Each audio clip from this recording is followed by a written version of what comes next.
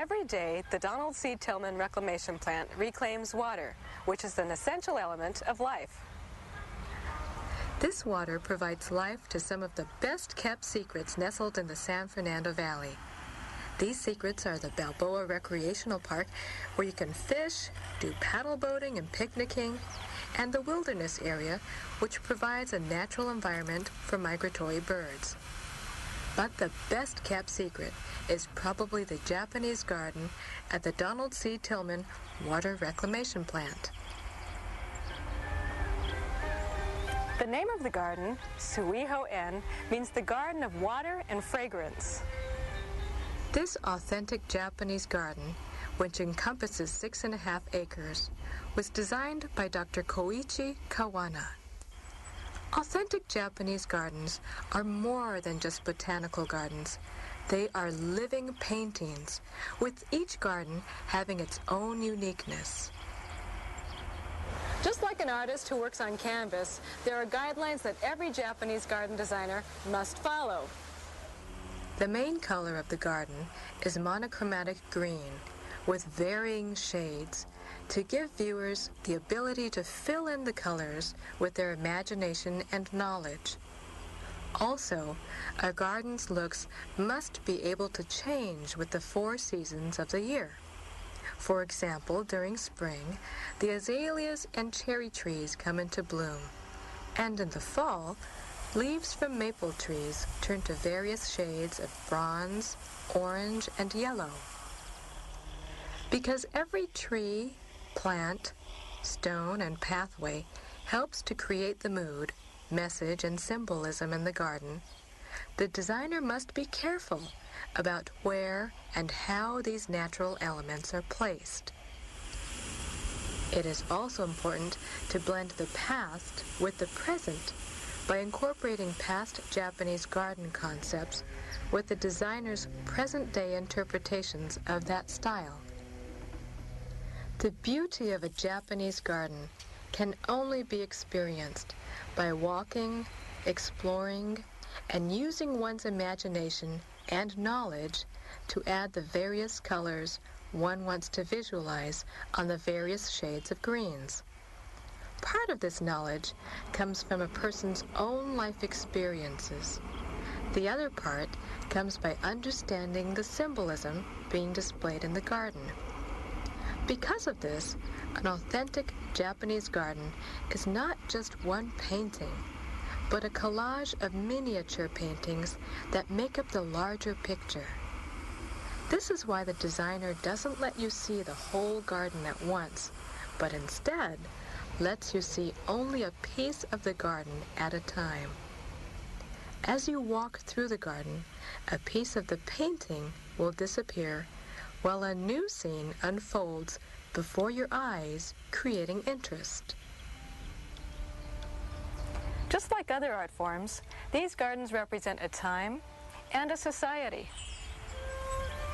Suiho-en's style is a representation of a feudal lord's estate of the 18th or 19th century.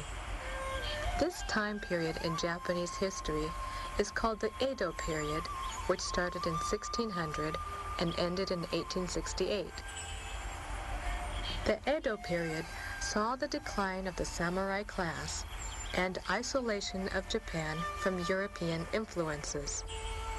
During this era, a strong merchant middle class began to emerge.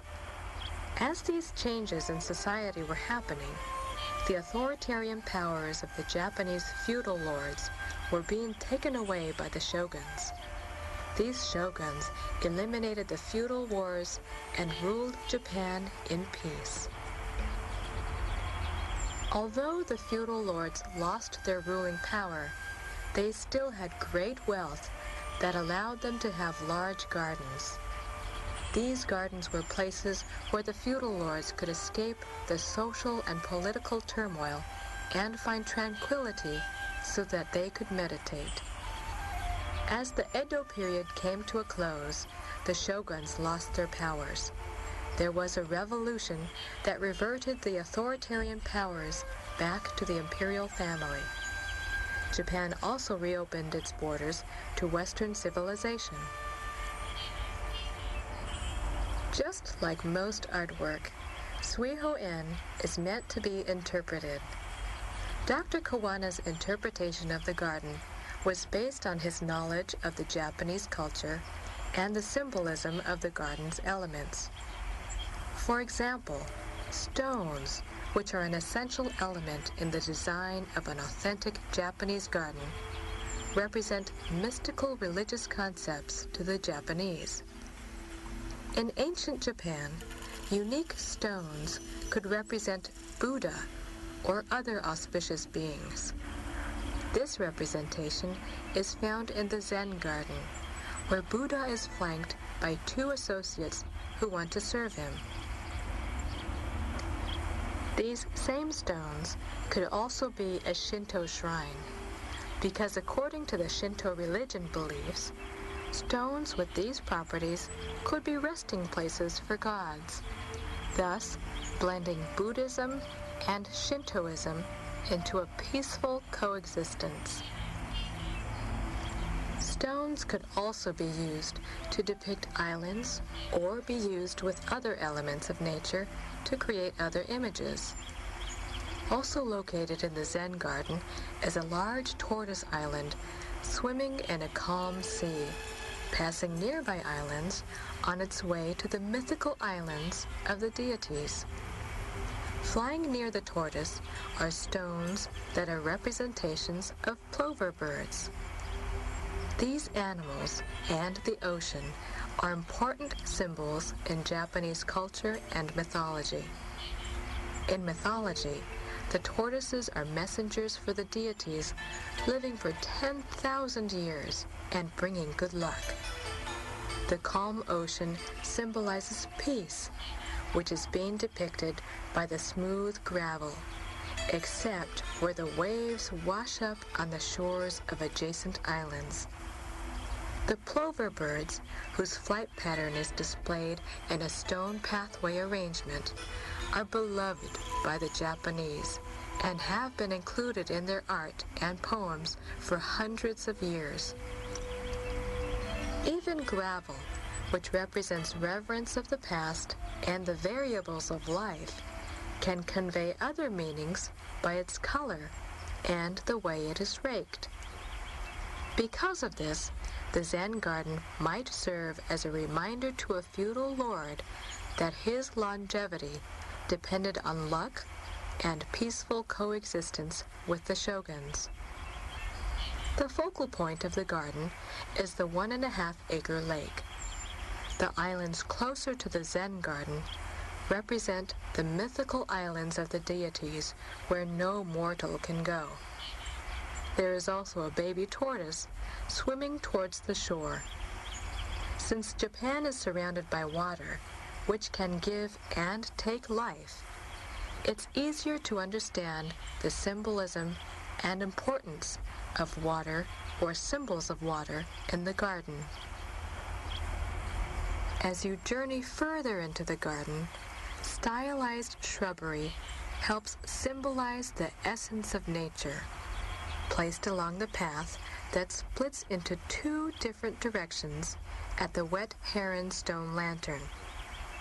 Deciding on which path to take is similar to choosing the alternate paths that a person takes in life, each path leading to a different conclusion.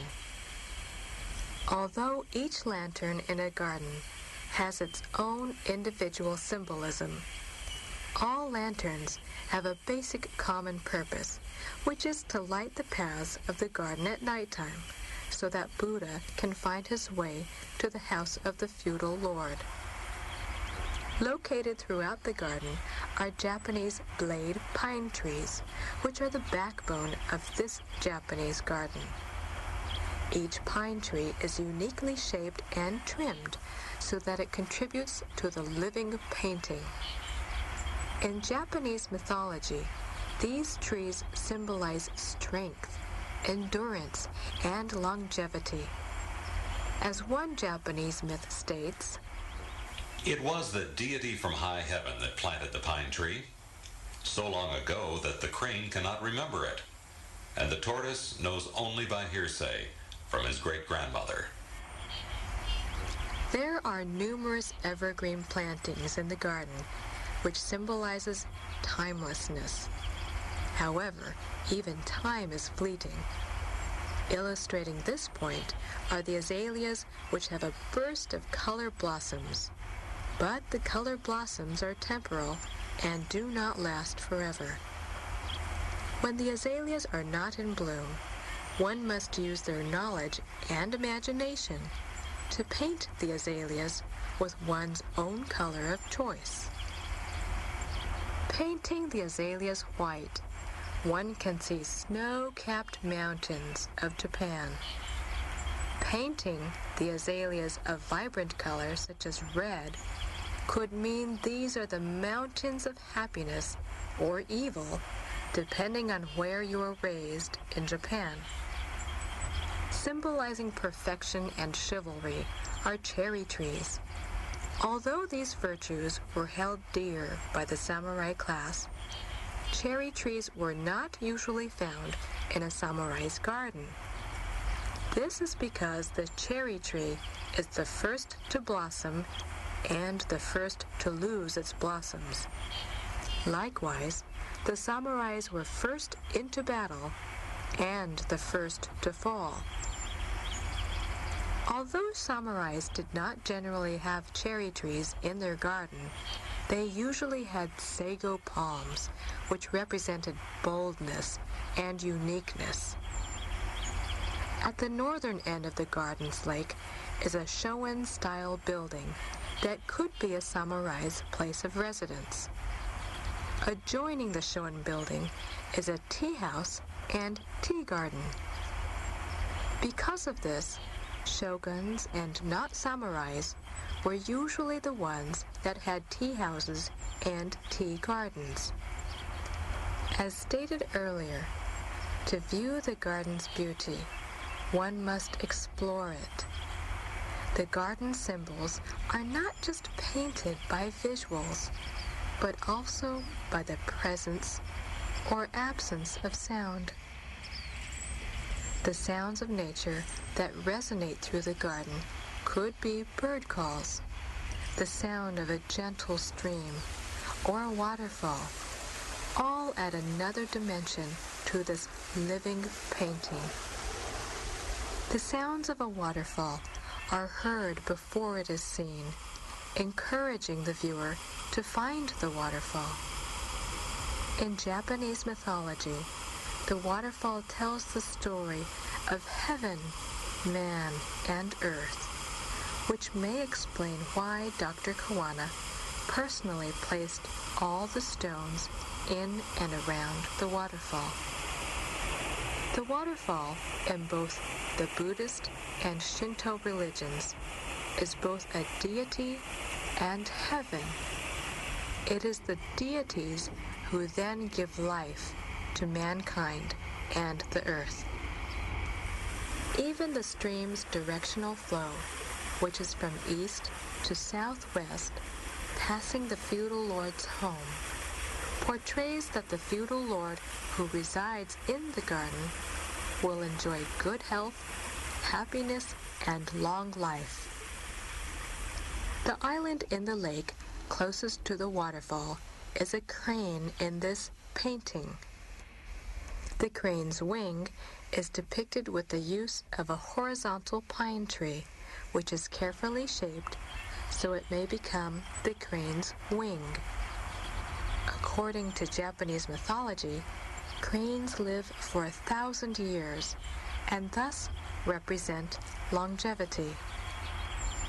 Symbolizing victory over demons in the painting are irises that are surrounding a zigzag bridge. According to Japanese folklore, persons who were possessed with demons could walk on a zigzag bridge to lose their demons, since demons could only travel in a straight line. Using the essence of nature, Dr. Kawana makes a perfect representation of Japan in the 18th and 19th century. His signature, which is unique to this garden, keeps with tradition, bridging the past with the present. Located in the garden is a representation of a landmark in Japan called the Floating Heavenly Bridge, which is a series of pine trees growing in a spit of sand in the Sea of Japan. By separating the representation of the pines by the use of a concrete bridge, which is a symbol for a later style bridge, he unites the past with the present for everyone to enjoy. Suihoan is managed by garden manager Gene Green. Hi, Gene. Hi, good afternoon, Cindy. How you doing? Good. How are you? I'm fine, thank you. Good. This is the arbor, right, of the garden? This is one of our viewing arbors. We have 3 here in the garden. This is my favorite arbor right here. It's a lot of trees, very tranquil, very serene most of the time, except for some birds behind us here now. But again, it's just a real nice place to come and sit and meditate. When Dr. Kawana was developing the garden, you had an opportunity to work with him a little bit on creating a painting, a natural painting. Tell us a little bit about that. I'm glad you put it that way. Basically, this is a basic art form style garden. It's a vision out of Dr. Kawana that he brought from centuries of learning and research to bring the best of Japanese gardens. It's a new, authentic Japanese garden. It's a tough concept. It's not a recreation of any garden in Japan. So this creation is basically like a painting creation. And I was very lucky to be able to work with Dr. Kawana by luck, right place at the right time. And I was a landscape architect involved with construction management and following Dr. Kawana's instructions here. Well, let's go ahead and take a look now at some of the other parts of the garden, and especially one of Dr. Kawana's favorite items within the garden. Sounds good. Let's do it. Okay. Gene, tell us a little bit about what Dr. Kawana's favorite parts or pieces of the gardens were. Unfortunately, I don't know his favorite parts of the garden. I know his favorite piece in the garden. That's basically a snow viewing lantern that we're by right now. This is not our original snow viewing lantern. The original one broke during the earthquake, but we replaced this lantern with the one that Dr. Kawana, I think, really would have wanted to purchase originally. That means it has a large bottom top on it, a 4-foot top. The one we had originally was a 3-foot top. But this is basically, he wanted an oversized lantern like this because of the large scale of the garden. The bonds on snow viewing lanterns collect the snow in the wintertime, so you view this in the wintertime. Japanese consider the snow falling in the wintertime, basically the flower petals fall off the trees. If you look at shrubbery during the wintertime, basically shrubbery is basically dormant, but if you look at the snowflakes or the clumps of snow, that's the flowers on the shrubbery. It's like a sumi-e painting. It's black and white. You fill in the color. So if you see that snow on a shrubbery in the wintertime in your garden in Japan, you basically see the red flower, pink, blue, whatever you think it was. So this was Dr. Kawana's favorite piece element in the garden. I believe in his heart he enjoyed the whole garden, and so I never got a chance really to ask him what's his favorite portion. So now, did he get a chance to actually see the garden as it was completed? We're very fortunate that he was able to help us through the construction. Dr. Kawana would be out here to advise us, consult us, because he only taught it usually across the hill from us here.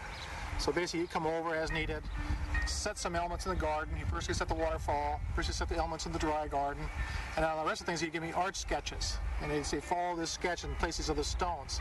Believe it or not, it's over 685 stones in this garden, hand set. It took over 6.5 months to hand set all these stones. It's just like in most landscapes, you throw a stone here and throw one here. Yeah. These are all physically hand set personally, almost like Shinto shrines is what they redeveloped. So that's what's unique about this garden, is that it really is very intricate, but very subtle in its intricacy. Is that it doesn't show out like, you know, it looks like it's a great garden, but you get more than what you see here. So things are on purpose, placed in particular places, but with the look of it being almost at random, as we had talked about before. Yes. But with certain design. Exactly. It's an art form painting. In a painting, there's certain styles, certain formats, and certain things. Same thing in this garden. If you look around, there's certain things behind us. There's Crane Island. We have the wing of the crane off the island.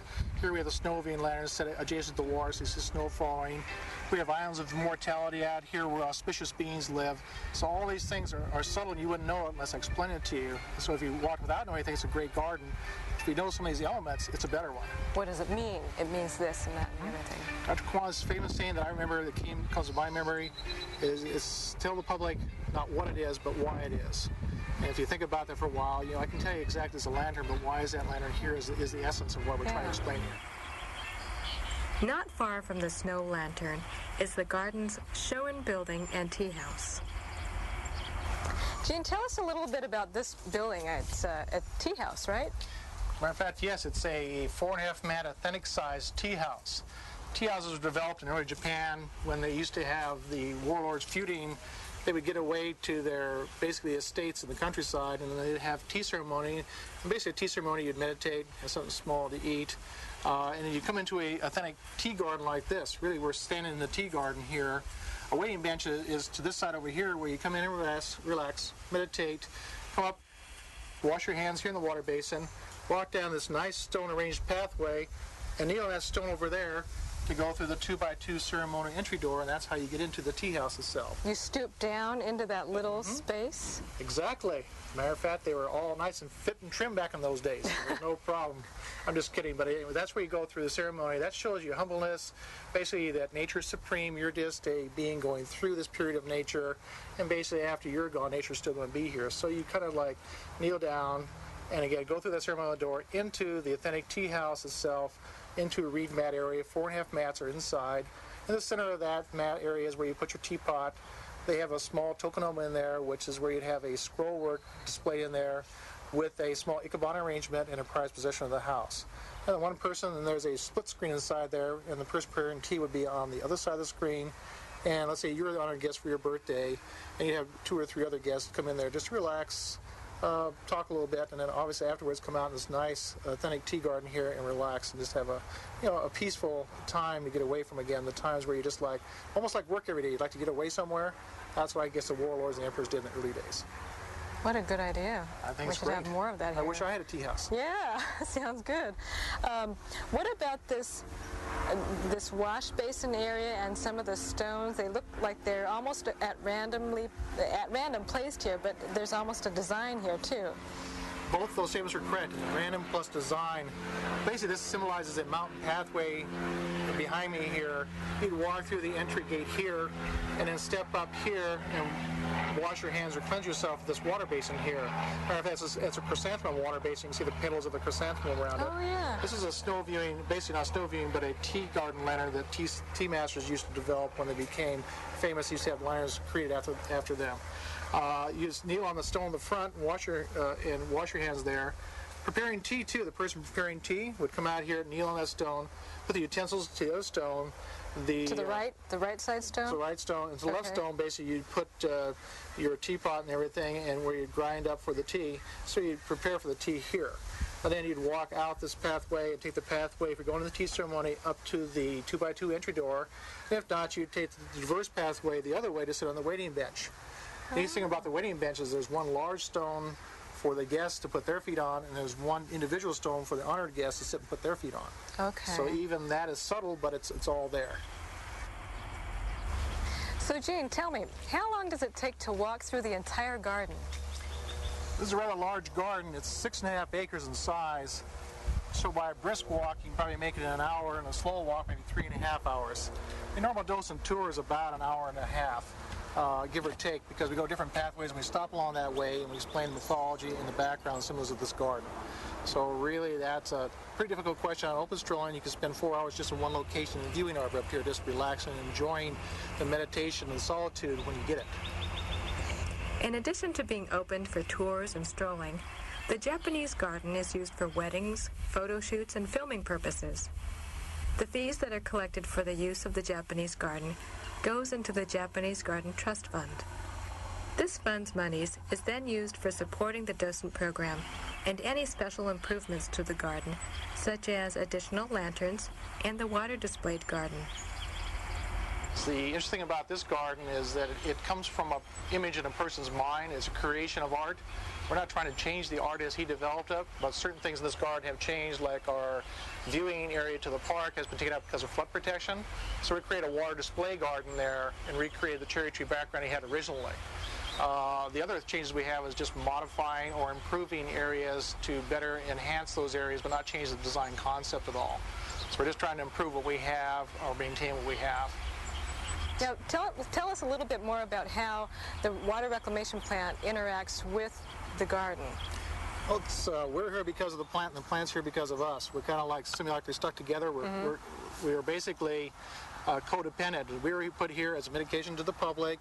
for a water reclamation plant put in the community, and basically the plan's here to reclaim the water from the East and West Valley. So what that is we produce about 65 million gallons of reclaimed water here from wastewater. You take a shower or whatever, it comes to a treatment plant like this for the East and West Valley.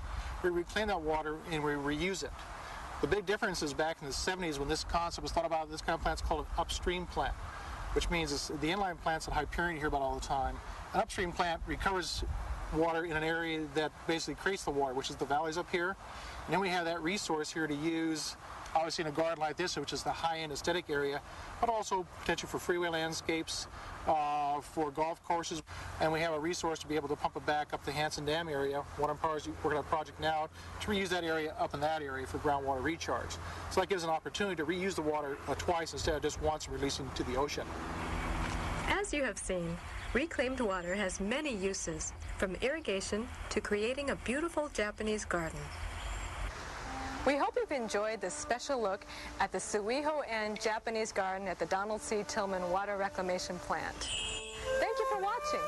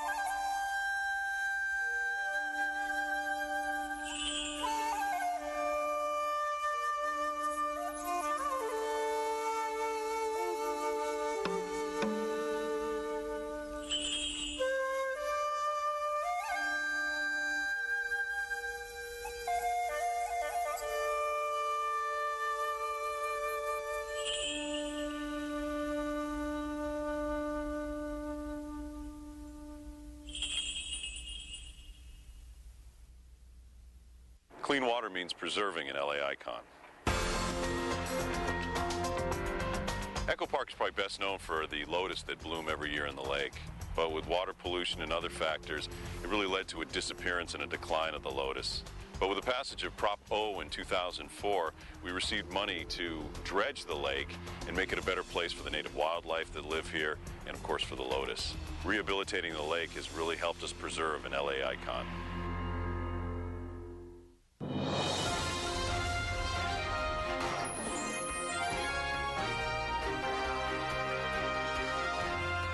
Hola, mi nombre es Kilay Marañón y soy supervisora en el Centro de Llamadas del 311. 311 ofrece información a más de 1.500 servicios de no emergencia de la ciudad de Los Ángeles. El 311, una llamada al municipio, es una nueva serie en LA City View 35 que está diseñado para ofrecerle información vital y actual acerca de los servicios de la ciudad. ¿Sabía usted que puede llamar 311 para solicitar la eliminación de graffiti? Esto es lo que necesita hacer. Llama al 311 con el domicilio o intersección donde está el graffiti.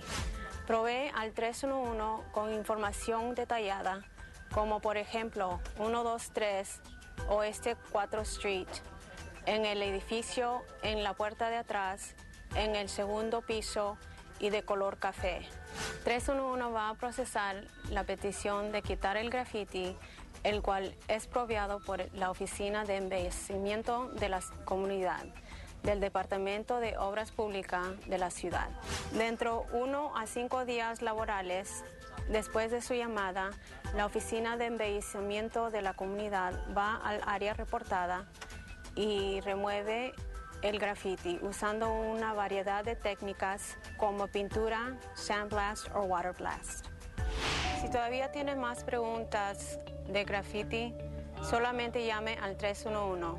Y acuérdese, si necesita un servicio o solamente está buscando información confiable de la ciudad, 311 está aquí para asistir.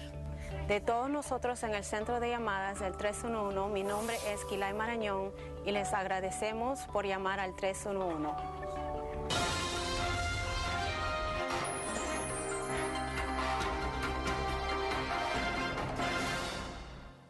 Với ngày bầu cử sắp đến, một ý kiến hay là quý vị nên biết đi bầu ở chỗ nào. Quý vị có thể tìm địa điểm phòng phiếu của quý vị ở bìa sau của mẫu phiếu bầu chính thức, hoặc bằng cách vào website của ban đặc trách bầu cử hay gọi số 888 873 1000. Nếu không, quý vị sẽ không bao giờ biết được mình sẽ đi bầu ở đâu. Hãy ghi chú để biết chỗ đi bầu. Hi, I'm Renee, representing for Juventus from Van Nuys. You're watching LA City View, Channel 35, our city, our channel.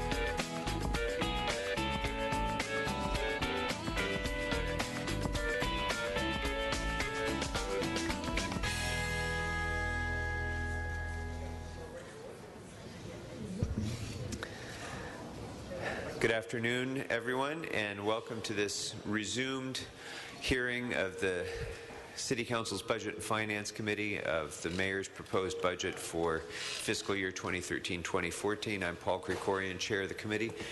I'm joined by committee members Bill Rosendahl, Mitchell Englander, and Tom Labange. Mr. Kretz, I think, will be joining us shortly, but we're ready to begin our resumed discussions. I do want to take a moment and recognize that while yesterday was a very special occasion for one of our committee members, Mr. Labange, who celebrated his 25th wedding anniversary, he and his wife Bridget, happy anniversary, Mr. Labange. And today is a special day for another of our committee members, in that Mr. Rosendahl is celebrating his 49th birthday, I think. So, Mr. Rosendahl, happy birthday.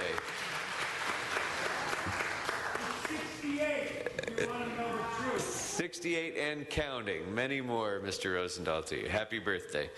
We're going to start our day with public comment, and right now I have 3 public comment cards. If anybody would like to offer comment, whether on the CLA's draft report or the Mayor's budget or any other matter within the jurisdiction of this committee, please fill out a form, one of these cards, and bring it forward. Our first speaker today will be Jay Handel, followed by Elsa Moy, who will be followed by Florence Chapjer. So, Mr. Handel, welcome. Thank you. Jay Handel, Chair of the Budget Advocates Citywide. Hoping the third time is the charm today. I don't think I've ever worked so hard for a job I wasn't going for. Tell me about it. But I'm really actually glad to be here to do it again. So, you know the speech. You know, I'm here about the one position it done.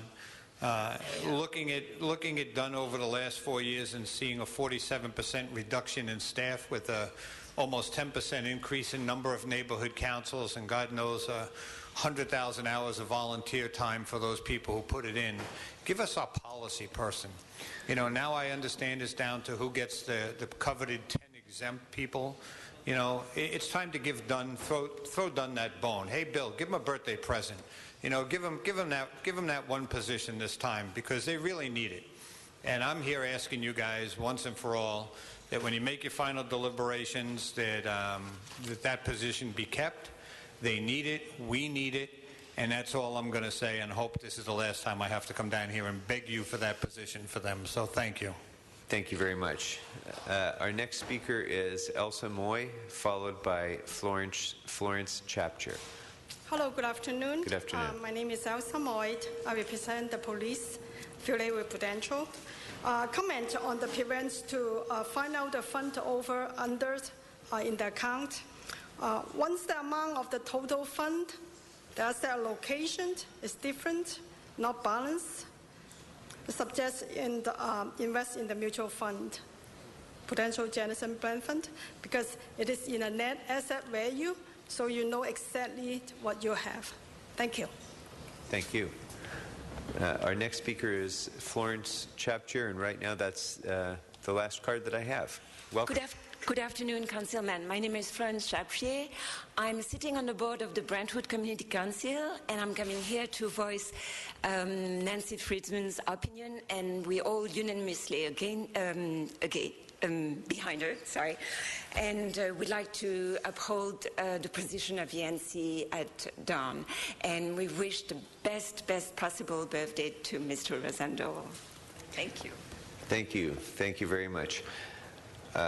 All right, members, that brings us back now to our discussion of the CLA's report and prospective changes in that report. We've now had an evening to look things over a little bit more carefully, and so I think that's going to help expedite our discussion of the items in the report. And we left off our discussion yesterday with the General Services Department. We skipped ahead to the Department of Transportation and took that out of order. I think what I'd like to do for the remainder of the departments that are here before us, if members have particular questions about a particular area, why don't we highlight that now? and we'll go ahead and get those questions out of the way. And then I have a number of proposed changes to the report that I'd like to go through, and if other members would like to add on other changes, then we can do that as well. So any particular departments that any members would like to call out for specific consideration or questions? Maybe. We'll start with General Services. What page should we start with? We left off with General Services, so any remaining department would be... On General Services, this one question here, I'd like to have the staff come up to discuss the position that they have requested here, to delete that regular position, authority and funding for one new procurement analyst. And the importance. Okay, so do we just let's go ahead and yeah, I'll write them down. Before you come up, let me just go ahead and list out the departments and for questions, and then we'll come back and do proposed changes on a page-by-page basis. Anything any other members have in terms of questions? I think you did, Mr. Englander, right? Correct. Yeah, I proposed changes, not questions. Okay. I don't have any questions. You're asking just questions, not proposed changes. Okay. All right, then why don't we go ahead and have General Services come up to respond to Mr. LaBonge's question, and then I think we can go into our recommended changes. You know, I have one. We'll just do it one page at a time? When we come to proposed changes, yes. But go ahead and have your question answered. Valerie, hi. Could you just give us a reason why this would not be in the best interest of General Services if this position was deleted? Sure. Thanks. Val Meloff with the Department of General Services. Good afternoon. We really need this position basically for two reasons. The procurement analyst, which is a regular position, would expedite contract compliance with city ordinances. Those are the types of ordinances that I'm talking about. Refer to affirmative action, local business preference, contractor responsibility, etc. Basically, our analysts work with the vendor and other city agencies to resolve documentation problems, which means that we get contracts in place faster, and our city departments can use them, and usually at better terms. This position would also conduct procurement research to allow us to get the best possible price for the goods we purchase, basically through strategic sourcing, which means doing market research, benchmarking, and developing the most cost-effective strategy for pricing. Since police and fire are among our biggest customers, many of these contracts will be for their use and would be to help better support their operations as well as that of other city departments. This position, in terms of the types of citywide savings that it would generate, will pay for itself probably in the first year. So with that explanation, I think there's a value. This is the only thing I want to bring it up. And I know what General Service, which has been radically reduced in staffing, they are the backbone of the city operation, and this is one position.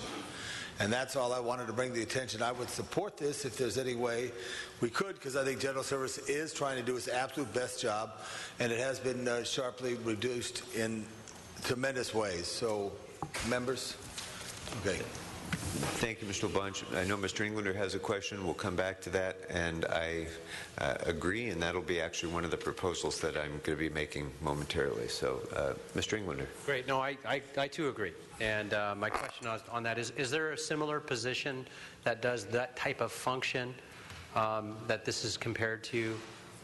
We have other procurement analysts. We have 16 of them that do this kind of work. We process about 450 commodity contracts, as well as about 3,000 POs a year. They work on that. And the proposed salary, is that in accordance with what all the other ones are at? Or is this different? Well, the proposed salary would be consistent with what a procurement analyst too would make.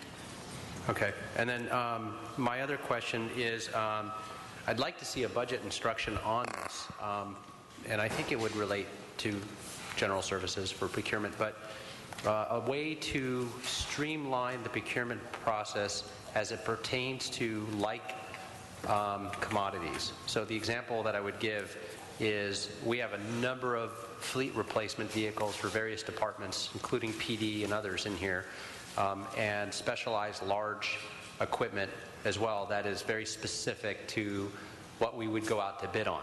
So if we're asking for an example of a Ford pickup truck for street services that has exactly what specs and what make and what model, the fact that all these vendors out there have to fill out full bid packages every time they come to the table.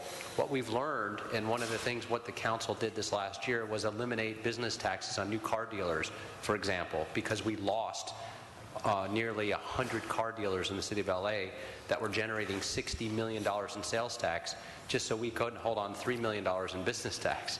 And so we eliminated that. But then what we've heard from a lot of bidders on these types of procurements is every time they have to bid for a vehicle or like quantity where we put out the specs, they have to fill out the full bidder's package. So what I'd like to see is a budget instruction for the department to streamline or create some kind of easy form, if you will, that we put out so we can try to attract local providers, because that sales tax revenue comes right back to us. It pains me when we're paying out sales tax to other municipalities because our own vendors here locally don't want to bid, and the other ones that are on, the outskirts, if you will, may not have the volume or and they have the time to invest in the bidding process, so they just do and they get the bids. And that's after taking some conversation and dialogue with these folks, with many of them, which is why. So now I realize there may be some requests back, be it ordinances or otherwise, to change that. I think this council would be willing to do that based on, but I'd like to see a budget instruction to GSD to come up with an easy procurement, easy form, if you will, or streamlined bidding process, even if it meant that they attest to and sign off on that they meet all the rules and regulations, and they can do that only once a year, or something to fix that.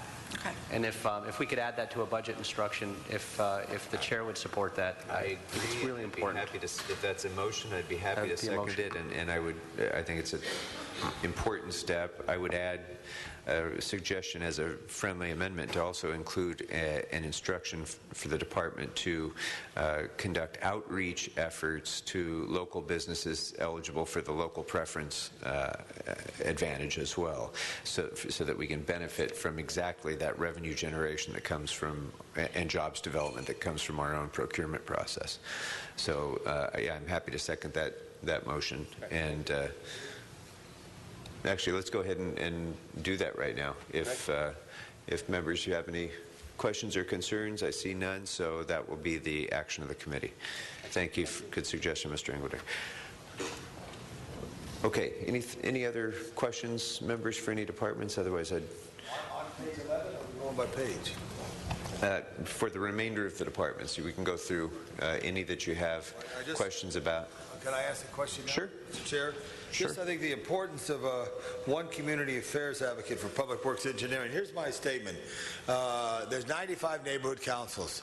City employees and representatives of a variety of public works departments are sometimes out very late in the evening, and I think if there is an advocate that's a point person, and also that we do have them on a shift that meets when the community meets, they can do better outreach. I think that's real important. Is anyone here for the Bureau of Engineering? Mr. Gary Lee Moore, could you defend this position? Gary Lee Moore, our fine city engineer has his fingerprints on many, many good projects. My thought here, members, is just that in the community, not just our existing neighborhood associations, but the outgrowth and the importance of the neighborhood council movement. There's somebody almost somewhere every night, and all of a sudden that overtaxes them. But if there's a public affairs advocate for the Bureau of Engineering, they get right to the source, they get the information, even by day or by night. Gary, give us a pitch why this position is important. Good afternoon, members. Gary Moore, City Engineer for the Bureau of Engineering.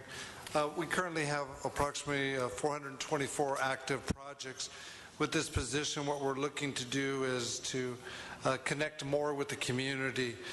We want to visit the neighborhood councils on a regular basis. We also want to improve our response to constituents. And additionally, we want to use this position to help train our public counter people who deal with the development services in a very brief overview. So I just rest my case, and I don't know how you want to do it, Mr. Chair. I just think it's for the 400 projects. Yes, sir. And having someone who could be the point person, it's a valued added. It also provides opportunity for our staff to have that direct connection. And Mr. Krikorian, and I regret it, but there used to be a city engineer who sat in every council meeting, Bruce Rollo. You got information right here in council. That position was deleted years ago. I just think it's a value.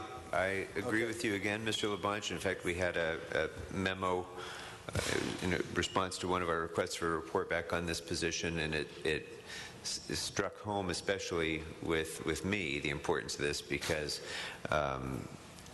as our chief engineer described, many of the job descriptions involved in the department, I think all of them pretty much, are technical, and their background, their skill set is technical, and they do very good work in that area. Sometimes the communication part, which, as you've pointed out many times, is so critically important to the success of these projects, is the one piece that's missing. I had Gary knows the situation I'm thinking about in my own district, where we were building a bridge, and the neighborhood, felt as though the communication part was missing. Great bridge, we did terrific work, on time, under budget, and it was great, but the communication part was sometimes missing. A position like this helps to remedy those problems and actually facilitate the completion of the project, I think, in many ways. So I'll be addressing that in a moment. Thank you very much. Okay. And then I have another. I've been marked. Fire away. Fire away. The other thing too, trees did not get the memo not to grow, and they continue to grow as we got the memo to stop trimming them. So for street services, I wanted to increase. They just deleted, I believe, 5,000 trees, if that is correct. The street services here. To ask this question on the issue of funding for street services, this would increase it. This is a positive. It's the positive. Before you sit down, Ronald, I want to thank Jerry Miller for his vision in getting more money for tree trimming. So I just wanted to strongly support that as we go forward. So that covers that page. I still marked a few more. I don't want to dominate. I'm not seeing anybody else jumping in, so go ahead and finish your list. Good. On recreation and parks, we spent $95 million on the restoration of the Griffith Observatory. Tremendous. Due to the tough decisions the general manager of the department has to make, they had to close it for one day. Because of the ability of my office and our saving of money, we want to, from our 1290 money, spend for the 6th day. And I'd like to ask the general manager or his executive officer, whomever, to come forth just to accept this, because I believe the observatory should be open 6 days a week, not 5 days a week, and this money would cover that 6th day. Traditionally, they are closed on Monday for general maintenance and movie making, but they're now closed Monday, Tuesday. So I would fund this for this year and continue to fund it as long as I sit on this city council. Then that probably isn't even an issue that needs to be dealt with. Well, I just want to tell them, because I want to tell them the good news so they don't have to look under this for this rock. So you have that there. And also, I did want to mention too, there are many regions of the city do have a superintendent. There once was a superintendent. Because of tough management, and when I say that tough, I mean have to make tough decisions. They displaced a superintendent for Griffith Park. We spend an inordinate amount of time with community on that. I am providing the funding for that, which the CLA knows, and also additionally that's for one park maintenance supervisor. The caveat that I got asked for in the budget that they be, and I want to say this, exempt for managed hiring, so that these positions can be filled July 1st, if not sooner. That's the only question. I'm going to get the money to you, but we want to make sure the money doesn't sit there while you go through the hiring process, because these are positions that need to be filled. So is that appropriate that I ask that, Mr. Miller? Mr. Labange, you can ask anything you want. We do recommend that managed hiring stay in place. It's been a real But for these two positions, see, I got to fund them. I got to get the observatory funded for that 6th day, and I believe it's some part-time staff. Is that correct? That they will need to hire. We don't realize what a tremendous job Recreation and Parks does, because they meet the clock of the school year. School year's out, tourist season, all that stuff. So Regina's here, but the practice is that anything that is not general funded, we confirm it's not general funded, and it gets a managed hiring exemption. It doesn't need to be done through the council process. So that. Oh, thank you very much, Mr. Miller. All right. Actually, they go through the managed hiring process anyway. But if they're 100% funded, then there's not a problem in approving it. I'm bringing the money down to the treasury. And Councilman, I don't know that this will be an issue, but and then the caveat that goes with that is even if it's a special funded position, it goes through managed hiring just to ensure that there's no issue that is created with the special fund. But I don't think that's an issue here. Got it. Or Thank you. indirect impacts on our pension obligations and so forth. That's why we typically, any exception to managed hiring or exemption typically would come through the committee. But in this case, because it is a special funded position, it sounds as though it will get expedited treatment by managed hiring without having us granting an exemption. Right. So that is the 6th day at the observatory, the Griffith Park superintendent, and the park maintenance supervisor. So that would be good. And one other quick question I did want to ask here for the Parks Department. The resolution authority for one principal project coordinator for public relations for community outreach. Again, what we have, and you see this, and I know I've been bad, Paul. I haven't been out past where Maurice Sendak School is, but it's taken an inordinate amount of time to finish that project, for the little senior center right next to Maurice Sendak, right down the street on Lancashire, in your district now, was in mine.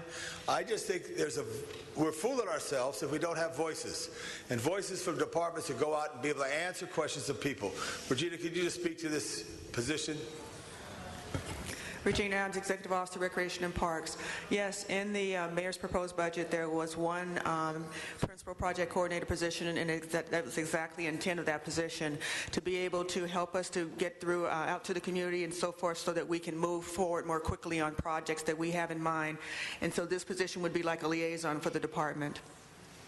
So, I want to put it on your Chair, as to know how valuable this is, and it's similar like to the issue of the engineers. It's key, and I would hope we could vote yes for that as we come to that point. Thank you for speaking to it, and I'm adding it to my to-do list for a few minutes from now, I hope. All right, good. Well, we're almost there. Now, there's one more page I got. On Rec and Parks? No, Rec and Parks is Mr. good. Englander also had a question about Rec and Parks, I think, as well. But in the meantime, Mr. Kretz is with us as well. And Mr. Kretz, we're just running through the remaining departments. If any members have questions now for any of the remaining departments, we're covering those. And then we're going to go ahead and propose amendments and changes. I think my main questions are regarding the zoo. So otherwise, I think I'm good. Okay, very good. So, Mr. Englander, questions for Rec and Parks? Yes, thank you.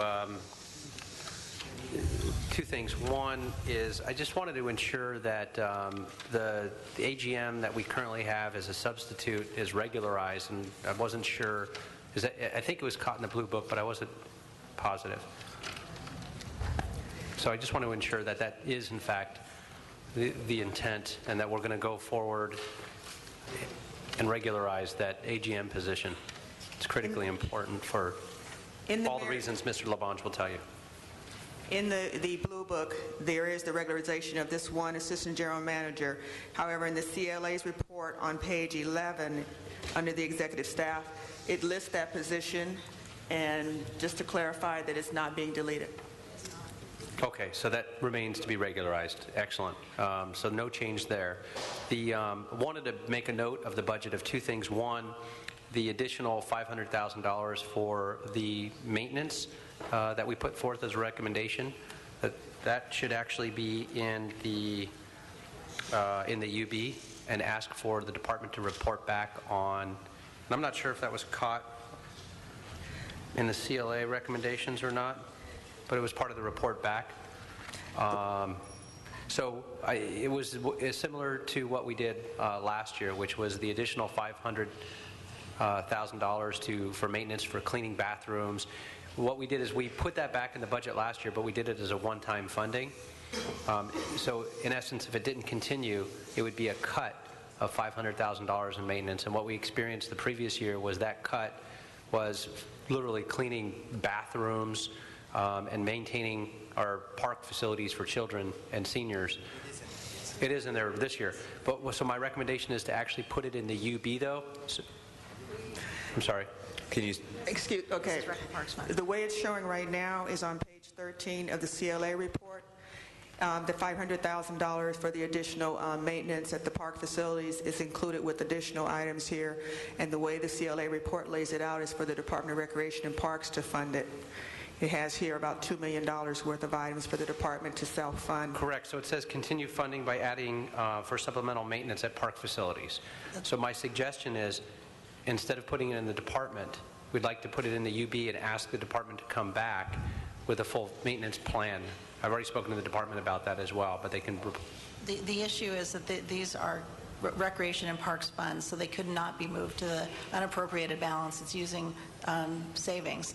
So you can have the report come back, but that's fine. The funds would need to stay. Okay, then we'll just ask for the report to come back as a budget instruction on that item. And it's basically shown as a plus and a minus here. Got it. Okay, thanks for the clarification, but we can continue to ask for that if we can have them report back to the committee on the maintenance plan. So we'll have that in advance of the calendar year, so we don't have to figure that out again next year. That'd be great.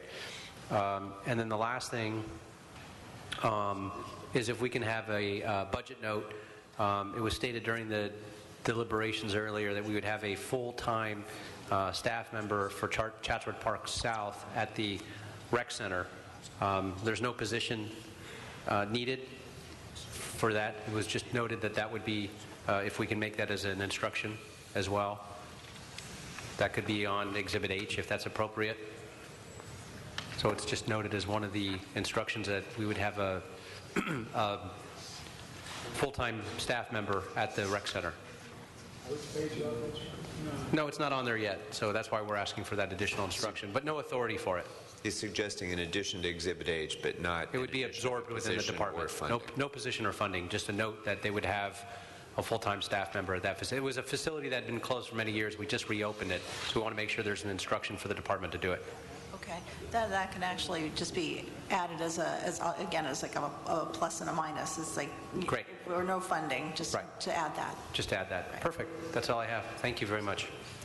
It's Mr. Rosendahl. Yes, just a fine point on this, and I appreciate it. As you were discussing it there, continued funding for the 2012-13 for supplemental maintenance at park facilities. Since we've made it clear it is park money and should be used for that, hallelujah. I want to specifically have a report back on the Venice Beach strategy. There's 3 strategies I got going on there now. I want to bag and tag the criminal folks' bags and put them in a safe spot. Need money to do that. Chrysalis is willing to monitor the program. The captain and I want to do this as of 4 months ago. So we're running out of time, and we want to get that in there. That's number 1. Number 2, we will have our zip line project somewhere in June, which will also help us clean the garbage cans and also help us clean the bathrooms. So we're going to be doing that as well. And what we're asking of the $2 million, that you have 5 different locations you're talking about, and I would like Venice Beach to be clearly in it so that we can get the monies together for Chrysalis to do the bag and tag program, to do the zip line program, to keep our bathrooms clean and our garbage picked up. We all know that we get 13 million people to 16 million people to our beaches from every country on earth. And it's the public bathrooms for the public that need to be dealt with from a tourist standpoint. So it's very embarrassing to see garbage just piled up and bathrooms filthy. when we can do better than that? I'd like a response to that. Okay. As far as for Venice Beach, yes, about a month from today, we are going to open up a zip line at Venice Beach for the summer. And so what we're going to do is, yes, we realize there will definitely be additional restroom cleanings and so forth that will be needed at that location. So our intention is that we will, up front, we will figure out a way to cover those additional cleanings that are needed at Venice Beach until the revenue starts coming in from the zip line, and then we can cover that. What we're trying to explain here is as far as for the additional things, as far as for the Chatsworth Park South position, or for the additional things that you guys are talking about, even the $500,000 for the additional maintenance issues, is that the way the CLA report lays this out on page 13 is that the items here, there's a $1.2 million item, which is for us to keep 3 pools open on the year-round schedule. There's also about $150,000 for us to fund programming at St. Julian Park. Almost $100,000 for us to reinstate programming at Trinity, as well as I mentioned, the $500,000 for additional cleanings. But the way the CLA report lays this out is for Recreation and Parks to self-fund these items, which means that this is almost an additional $2 million that we will have to self-fund in our budget, in addition to the $7 million that is already in the budget. So this now takes us up to about $9 million of self-funding out of our proposed $194 million budget, which is on top of the almost $49 million in chargebacks. That's what I was trying to explain. So as far as the reason the CLA is saying that it can't be moved, the $500,000 cannot be moved to the UB, is because the money has to be found first by the department. Right. So this is additional $2 million for us to find.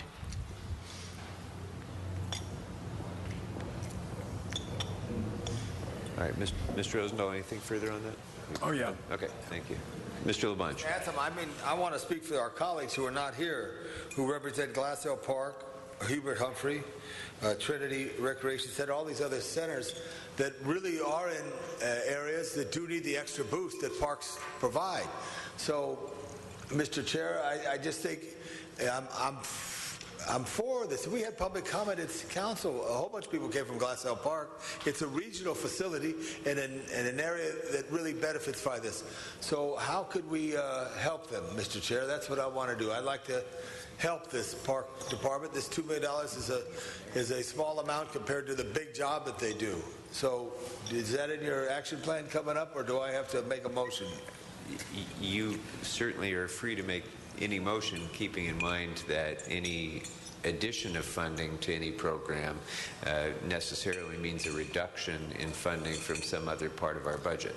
So if there is going to be any supplementing of programming, just keep in mind that in order for us to have a budget to propose to the council between now and next week, it will have to include with that instruction a reduction from some other part of the budget. Ms. Kalfine. Let me clarify.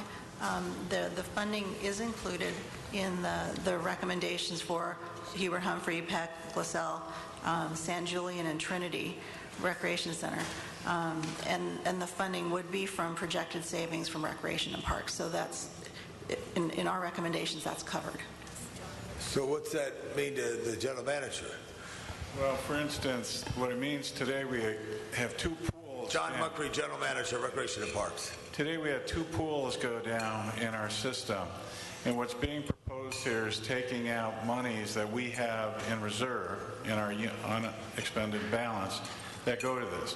In 2007, we used $7 million to reconstruct Griffith Park after the fire. What they're proposing in this budget is eliminating any reserve fund in the Department of Recreation and Parks. To zero?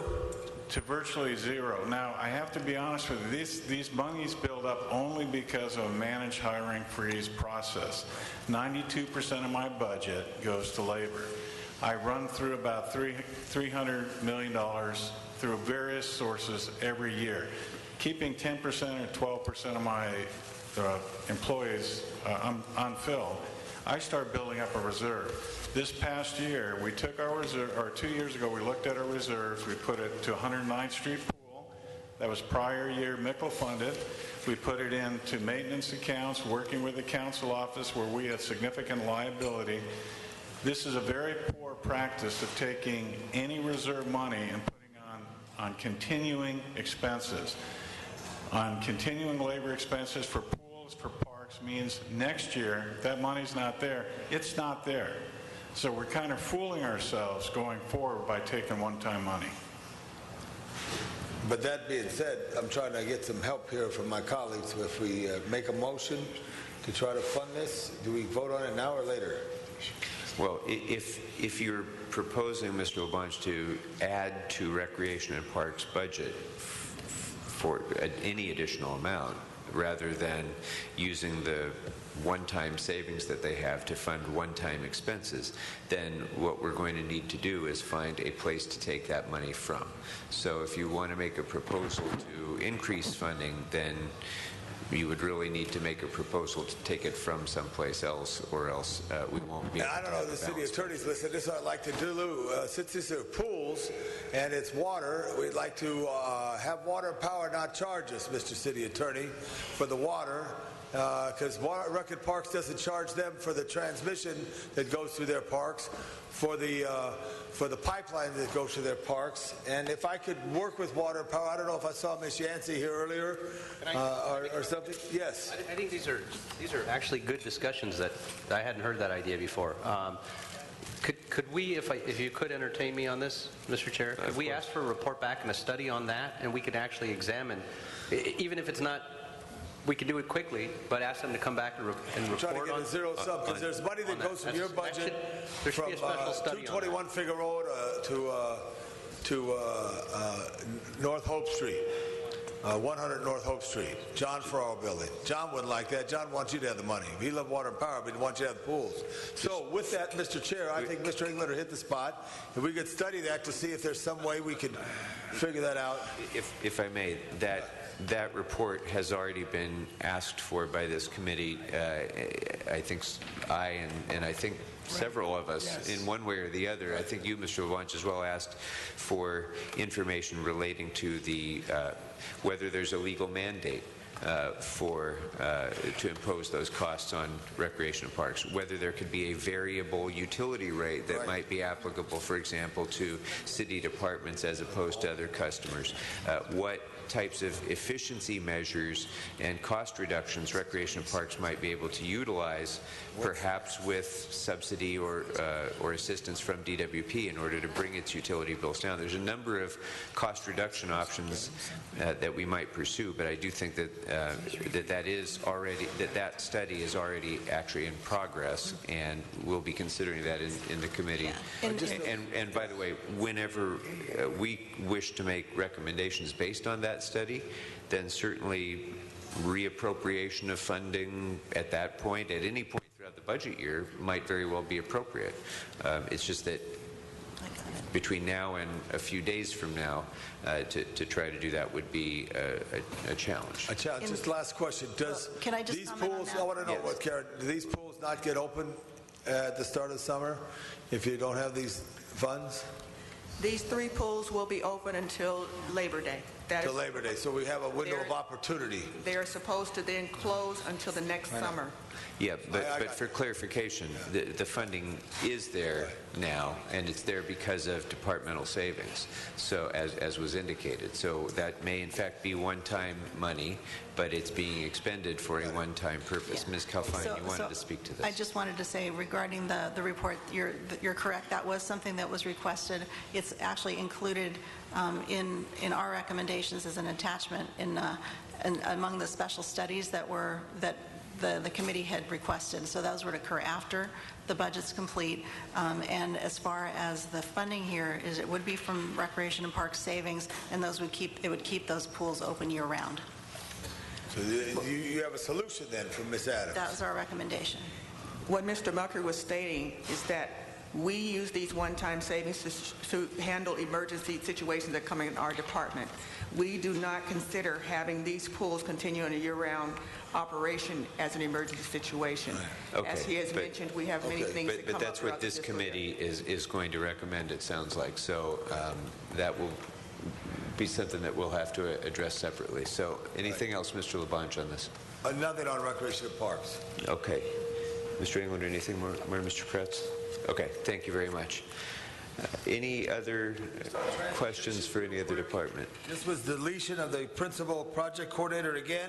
I'm just standing up for public relations, getting out and tell the public what we're doing. If we don't tell them what we're doing, they don't know. You want advocacies. I mean, you could sit down or you could stand up. Whatever you want to do. If you stand up and tell me you think we should fight for it, I want to hear it. But if you think it's deletable, okay. I know. Just a quick, I want to just hear. Because again, you get multiple grants and funding for a variety of transportation. How valued is this position?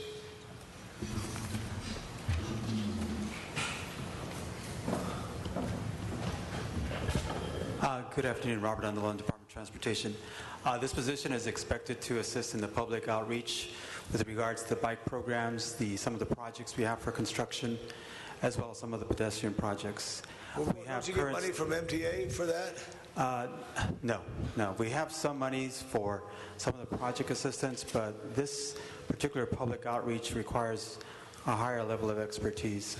Well, Mr. Chairman, I know you're a great supporter of television production and movie making, and I met with executives of the studios today, and they said it's $340,000 to repaint the bike lane in green on Spring Street. Is that correct? It's rather high, yes it is. And so let's take that $340,000, instead of putting it in paint, put it in people, cut it in half by 3, and maybe try to get them a voice for that, because I'm very concerned about the painting of Spring Street and the loss of revenue when it comes to filming in Los Angeles. I don't know if you've been briefed by the industry, but the studios have come in and talked to me about the loss of jobs there, and I'm just thinking, there's 340 sitting out there for paint, let's put it for people, maybe not that high. So we could continue this discussion later on, I guess, in committee, but I do think we have to look at this, because I think it's important to have a voice for your department, but at the same time, $340,000 for green paint is a lot of paint, because then if you accepted this, I understand from talking to an engineer, you'd have to green paint every bike lane in the city, which would mean millions of dollars for paint. Lastly, I'll just sit down right now, just put a signal, a space like the size of a mud flap at each start of each intersection, maybe in green. But there's a big issue about this Spring Street loss of filming. $65 million the CAO did a report on. So I think it just brought this all up to a head.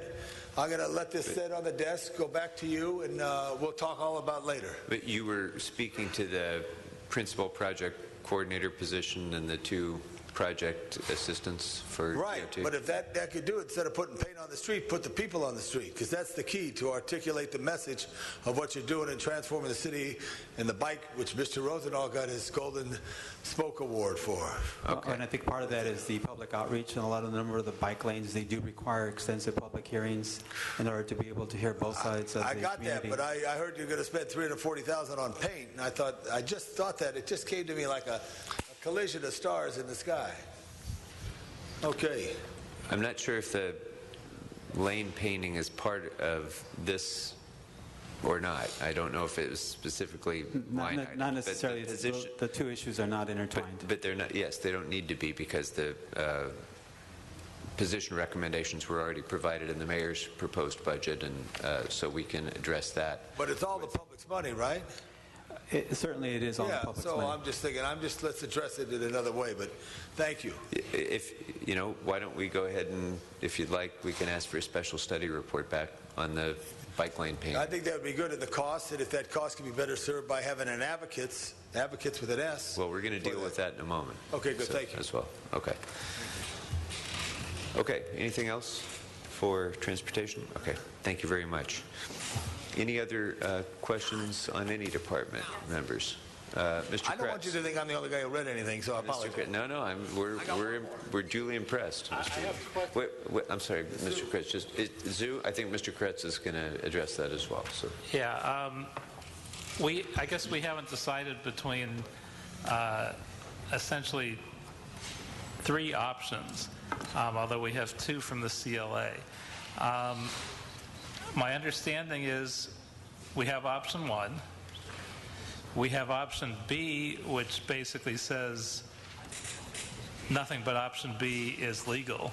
And the wording is, reject the MOU pending the transmittal and approval of the business and market plan as required by the Los Angeles Administrative Code. So my reading of that is that's required by the code, so option A wouldn't be a legal, legitimate choice. Now, my understanding also is the city attorney has a third interpretation, which is the MOU was signed by the general manager, and there's no need to have it approved by the council. So from my point of view, it sounds like option B and option C, in essence, have been told to us by the CLA in one case and the city attorney in another case that those are the only legal choices. Am I reading this wrong? You've got three options. You can do nothing, which would leave the mayor's budget in place. Option A is certainly legal. The issue here is that there is an MOU that has been signed, and we've been advised that that MOU will stay in place, but until the council takes an action on it to ratify or to reject. So the two options before you. Now, you received that MOU last week. We have not had time to vet it. The Ad Code also says that the MOU has to be compliant with the business and marketing plan. That won't be submitted to you until, it's called to be submitted to you in November. That notwithstanding, all of these are legal options. Option A would essentially put through 1 year of the rate increase that's called for in the budget, so next year's budget is fine.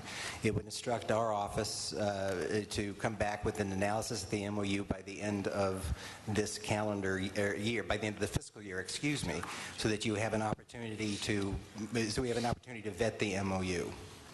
Option B essentially would put everything on hold, would unwind the act. It would put through the $1 increase in admission fees. It would put everything else on hold, and you would take up the business and marketing plan and the MOU at the same time. They are all legal options. Well, just reading the one line in option B, it sounds like we couldn't do option A because approval of the business marketing plan first is required by the Los Angeles Administrative Code. Again, no, you can do option A. Okay, if you're reading it that way, or if it's misleading in the way it's written, you can do option A. Either of these options are legal. It's a policy decision. We can look at the MOU and we can do an analysis of what we can analyze between now and the end of the calendar year. The problem is, what we couldn't be able to tell you at that time is whether or not it's consistent with the business and marketing plan.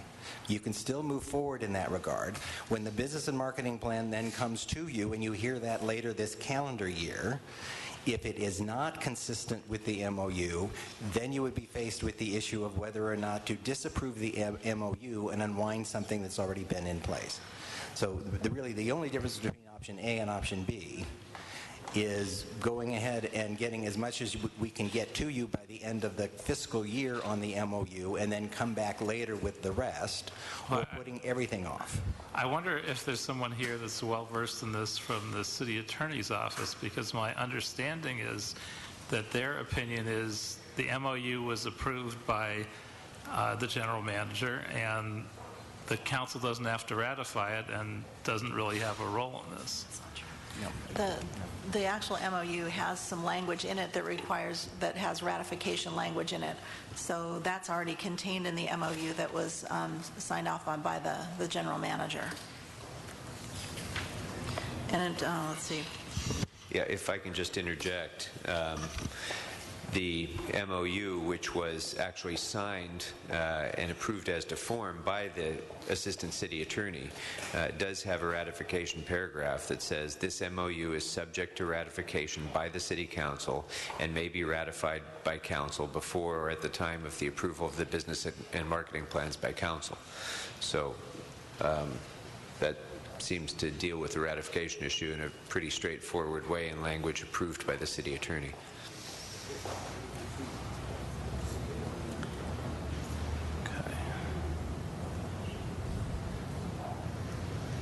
that, just if I may go on a little further, it also provides, the agreement provides that approval of the zoo's 5-year marketing and business plans shall occur no later than December 31st, 2013. So it is anticipated by the MOU that the business and marketing plan will not only be complete, but will be considered by the council by then as well.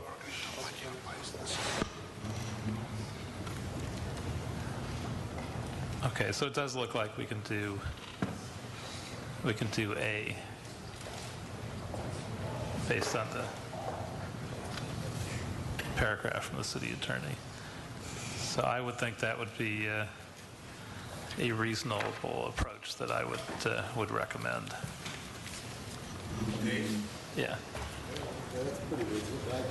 Sure, Mr. LeBlanche. I just think if they look out there to the faces of the managers of the city, you'd all love a friends group. I see the library there, and the librarian's reading, doing what she should be doing. That's key, but everyone should have a friends group. The zoo has a great friends group for over 40 years and in 50 years, and the mayor's office has saw this as an opportunity to advance the partnership that is there. I'd love to adopt the mayor's budget, but I also would be happy if we got something moving down the track on this, because I think it's real important. I really think the mayor hit it right on the head to have a partnership here. I don't think it's enhanced partnership, but at the same time, I understand Mr. Jerry Miller and the CLA staff need to be comfortable with all members of council. I'm pretty comfortable when I see people happy, and I want to make sure people are happy, and they're happy going to the zoo when they have a good time and they have an experience for a family. There's no other place like that that has any enterprise in the city of Los Angeles. So if there's not the votes to accept the mayor's budget as proposed, I would support Mr. Koretz of the 5th District for option A, and Chairman Krikorian, option A. Thank you very much. So it sounds like that's been a motion and a second to approve option A. All right. Okay. In a third? Mr. England, or I will look at that as an option as well. But if we could, just a friendly amendment on that. I think in the spirit of what you're talking about and having a support group, and has done a phenomenal job, we should have all of our facilities should be even close to what Glaza has done. And I think there's some tremendous benefits as well. That one of the things in terms of a friendly amendment that I would look at is if we could have also, we do this and don't hold anything up, but have financial analysis done to figure out there's a relationship there as well, where I believe part of the Glaza fees, if people become members, there's a portion that comes back to the city, I believe. Is that correct? That's correct, yeah. The Glaza membership, as I recall from the MOU, the city would get a 25% share of Glaza membership. But as we've had that understanding over the years, and the fees, the gate fee has gone up every year, that portion from the membership hasn't gone up with it, or we don't have an accounting back. So I'd ask if we can just have some studies back on that portion of what is coming back exactly, and maybe perhaps a look at how many members there are on some regular basis, just so it's, because we're pairing this public-private partnership, and I think it should be just done transparently, because if we are going to look at this as a model on other things moving forward, perhaps, or not, that we should have all the information. And so if you're okay with that, it's moving forward with that. I'd like to bring the zoo director add to absolutely. Mr. Lewis, our zoo director over 10 years, and the wonderful zoo staff that we have. And I know a lot of that, if not all of it, goes directly back into the zoo. But so just in the interest of transparency and ensuring that, because in fact those are what are considered the city share public funds. You don't want anything later on coming out that, oh, we didn't ask those questions, we never saw the books, we didn't see the information, so that there's some shared information in that. Thank you. Yes, John Lewis, director of the zoo. The agreement between the city and Glaza right now says on the membership that the city gets 25% and Glaza gets 25% to manage the membership. The remaining 50% is open for negotiation for either additional services or to return to the zoo's enterprise trust fund. We have enacted MOUs over the years to get enhanced services for the zoo, which includes actually an enhanced membership program. GLAZA has over 70,000 households, which continually ranks 1 or 2 in the city as far as cultural institutions. They do our website, they do our publications, they do the docent program. So the funds are used to fund those activities that support the zoo and the zoo programs. Fantastic. So all those are in MOUs that are also signed by the city attorney. As our gate fee has gone up, what has GLAZA's, how's the membership, what is the fee for a membership, and has that changed over the years at all? It has changed over the years. I think it's at $114 for a family right now, but there's a wide range of different memberships depending on your participation and how many people you want to bring to the zoo as well. And we are looking at this next year making another increase with this $1 increase for our admissions. Part of the discussion we get into, and I think it gets a little difficult if you try to look at a simple formula such as the family membership ought to be 2 visits compared to our general admission, or 2.5 visits. That doesn't look at everything they're doing with their membership. And you know, some of those people, what they're trying to do is push them up into the higher levels and actually turn them into donors and members. Sure. So if you look at our budget over the year, the actual money coming in through membership has continued to grow. So the combination of our general admission revenue, which has grown, membership percentage, which has grown, it keeps growing. And those monies, as far as monitoring them, those monies come to the zoo on a monthly basis. So we're able to look at what their participation is, what those dollars are. So there's actually pretty close scrutiny of making sure that the books balance. So the question to CLA, has that information, in terms of getting into this MOU, has that information been shared? Does the city have all those finances as well? Are we privy to? Well, again, at this point, we've not had an opportunity to even ask for it because it just came in last week. And that's precisely the issue about wanting to completely understand the MOU and how it interrelates to what's going on at the zoo. I don't want to suggest that we think that there is a problem necessarily. Right. We just simply need to understand it. So is part of this in option A to receive that information and be able to analyze it as well? Yes. Okay. Great.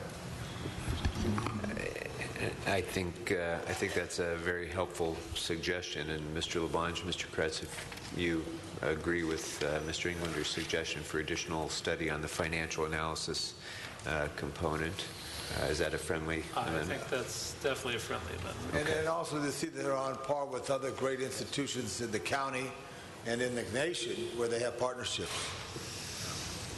All right. Then that motion is actually before us. So, members, if there's no objection to that, the motion was to move forward with option A as amended by Mr. Englander, and seeing no objection, that will be the action of the committee. Thank you very much. All right, members, if there are no other questions or issues that you'd like to raise, I have a few amendments to propose. Do you want to go through my proposed amendments, or do you want to go ahead and do that first? I don't have questions for departments. Why don't we do this? Why don't we go ahead and go back to the CLA report starting on page 8, and we'll go through on a page-by-page basis so that we're all literally on the same page. Excellent. So, members, if you'll turn to page 8 of the CLA report. And I'll start with what I have for page 8, and then other members who'd like to chime in, let me know. I'd propose that we amend the report to restore the $500,000 reduction with regard to Watts Towers. That we amend the report to restore the Planning and Development CFO. That we amend the report to provide that the funding for a management consultant to aid in department consolidation should be administered by the CAO with the funding divided evenly between LADBS and planning. Excuse me, I believe those are on the next page, on page 9. You're absolutely right. Sorry about that. Got ahead of myself. One second. On.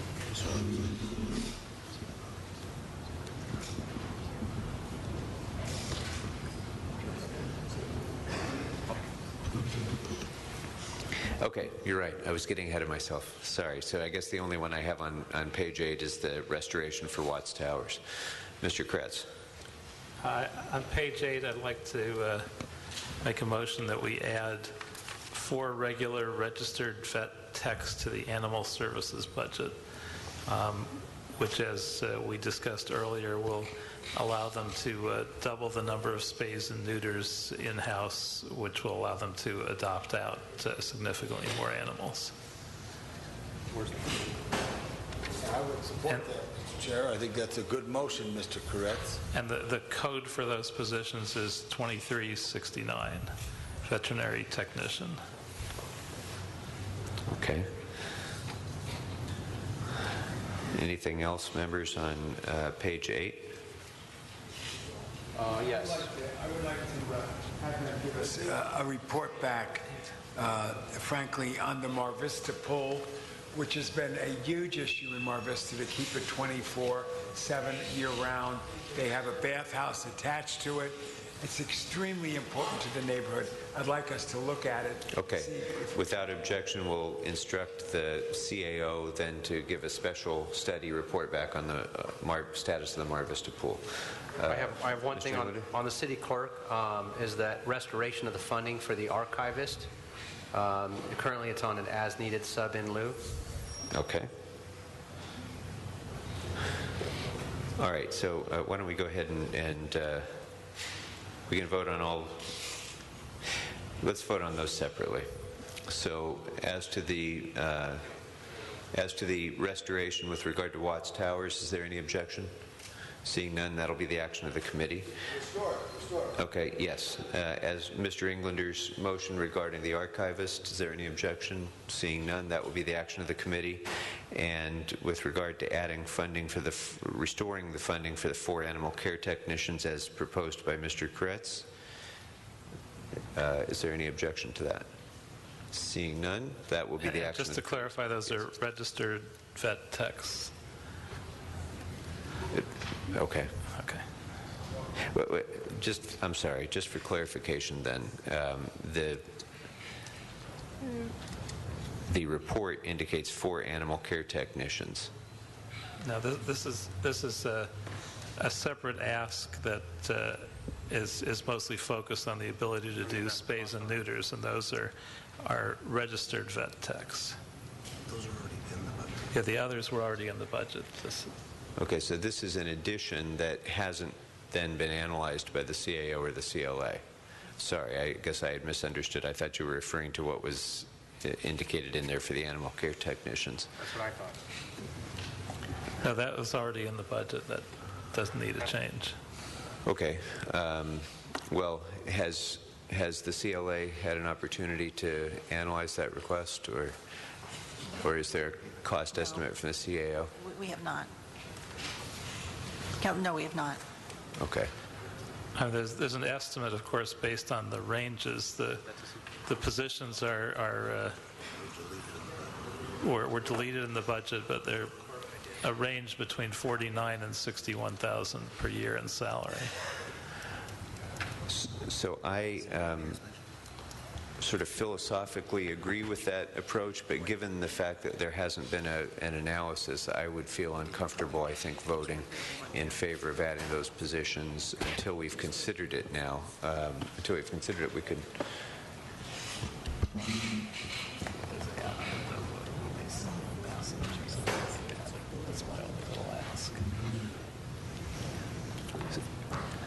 Is it something that you'd be able to refer for study to come back in the FSR, or I think this means or by the time of council?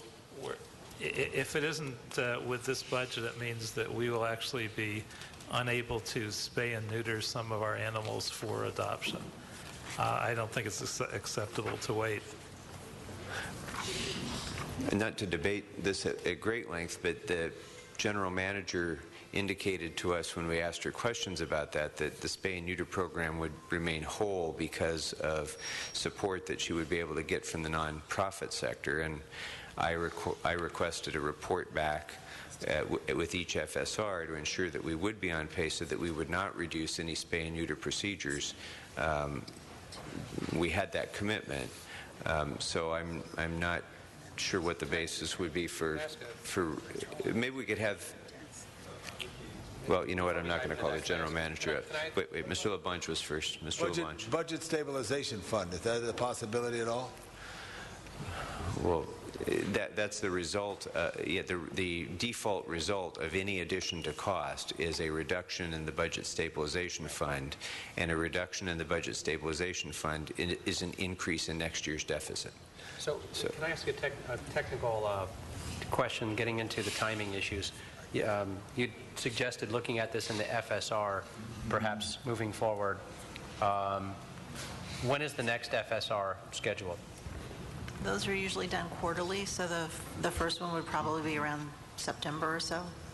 Okay. And I'm wondering if we could put this as a top priority to come back to look for the economic impact and feasibility to do this as a top priority for the first FSR, if that would be reasonable for the general manager, if the general manager would accept that and look at that. At least it's only a couple months, but it puts it at the top list of a priority for September. If that would be acceptable, I think it might be a good compromise here, that we don't lose sight of it. We ensure it happens next year. It gives us a little more update where we're at with our financial stability as this economy is recovering. And if that's acceptable, perhaps to the general manager, I'm seeing the head shake yes. Okay. Maybe that is a way to do it so we accomplish that. I'll defer to the chair on that. Well, I'm just, you know, I see that this is something that we haven't analyzed. The general manager has represented to me that we're not going to have a reduction in the number of spay and neutering procedures before this committee. We are going to be monitoring that closely. So I think that this is something that I agree with the point that Mr. Kretz is trying to make, and I think that I would even be willing to entertain something more expedited than the next FSR. I just feel like as we're sitting here right now, without a cost analysis, it's not appropriate to add those positions in. But we can do it. We could even do it with an expedited report back. And it could even, I mean, look, a budget is as I've said before, it's a living, breathing thing. We can introduce motions at any time during the year to make revisions, to add funding, to make changes. But at this point in the budget, everything in here has, you know, been analyzed at some point. So that's my concern, Mr. Kretz, is if we can expedite a report back, we can get a report back even by the time council votes on this this overall budget, perhaps, and then consider it then. Ms. Kalfine, do you have a suggestion on that? No? Okay. So I'm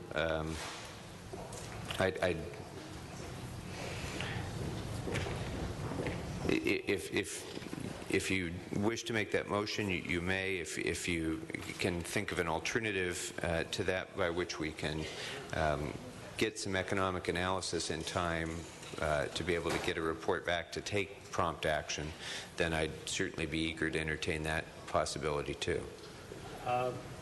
I guess my motion would be to pass the motion as requested and have a dollar figure for it by the time we have to take a final vote on the budget. I think we have a pretty good sense of what the amount would be, and it's a relatively modest cost to the city. You can ask for CLA. Yeah. Comments from the CLA. Ms. Tso. Yes, the cost, if we were to add 9 months funding for 4 positions, it would probably be in the neighborhood of about $250,000 to $300,000, including all related costs.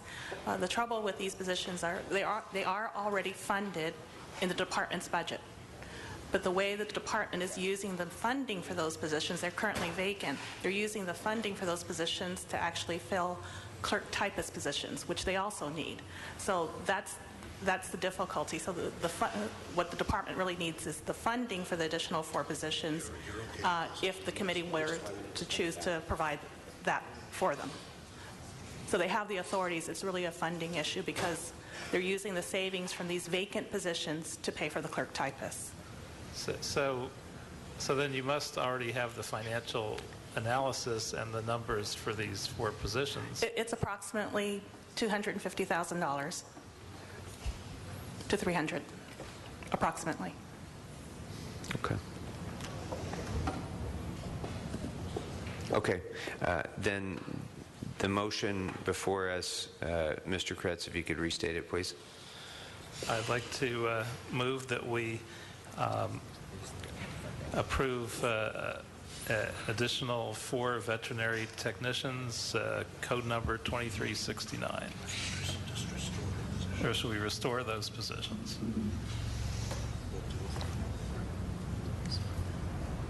Is this, well, just for clarity, this is not these positions weren't reflected one way or the other in the CLA's report, so it's an addition of positions.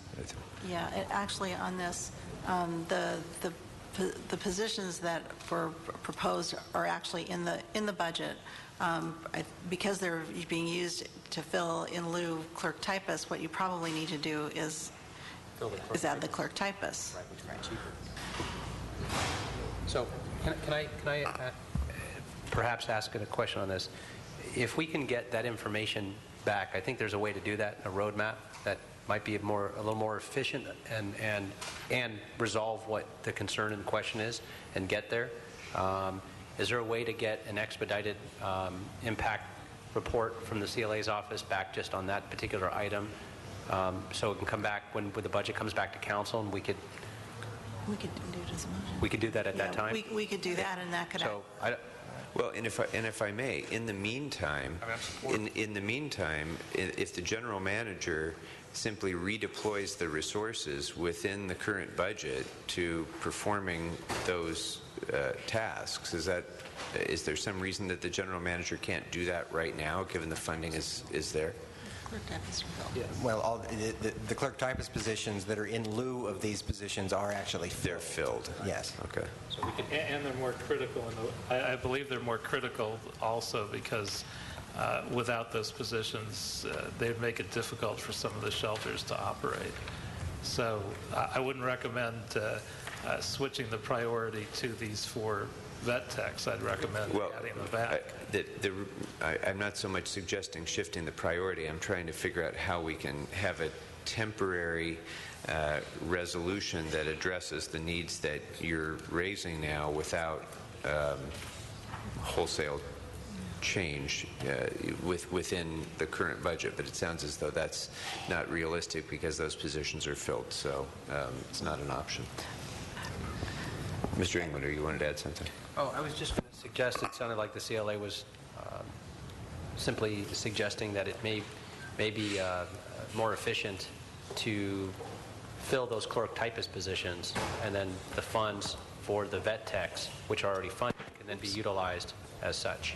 Well, I think I think to accomplish what Mr. Kretz, and correct me if I'm wrong, Mr. Kretz wants to accomplish, what they need is clerk typist authorities and funding. They already have the funding and the authorities for the vet techs, but they're being filled in lieu with clerk typists. So they would need clerk typist authorities and funding. So if the clerk typists are added, then the current incumbent clerk typists could be moved into those new positions, leaving the then newly vacant positions which can be filled with vet techs. Correct. That's right. So you have the authority for the vet techs.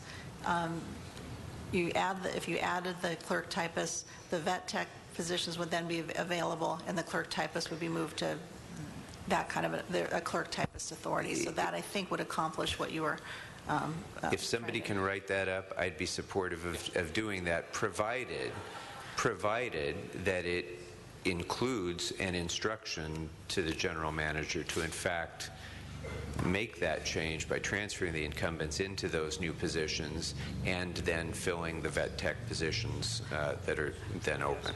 We can do that, and I think it might simply just be add the authority for the clerk typist, but we'll take care of that.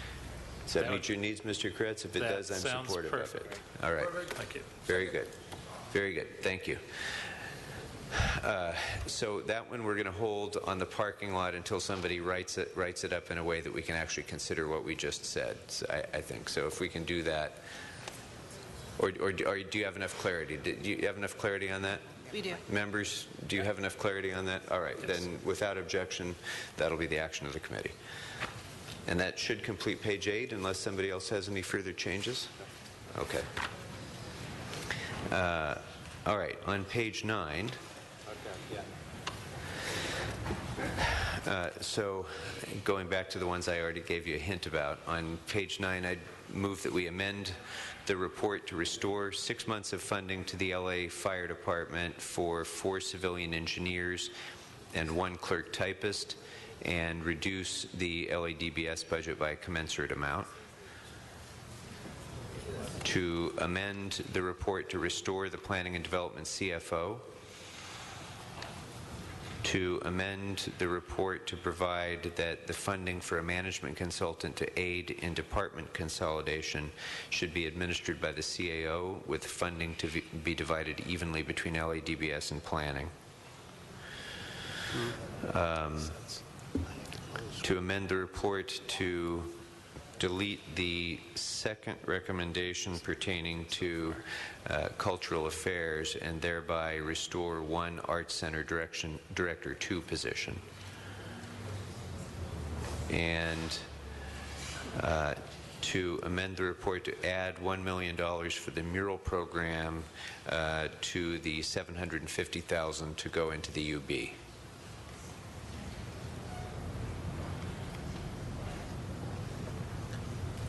So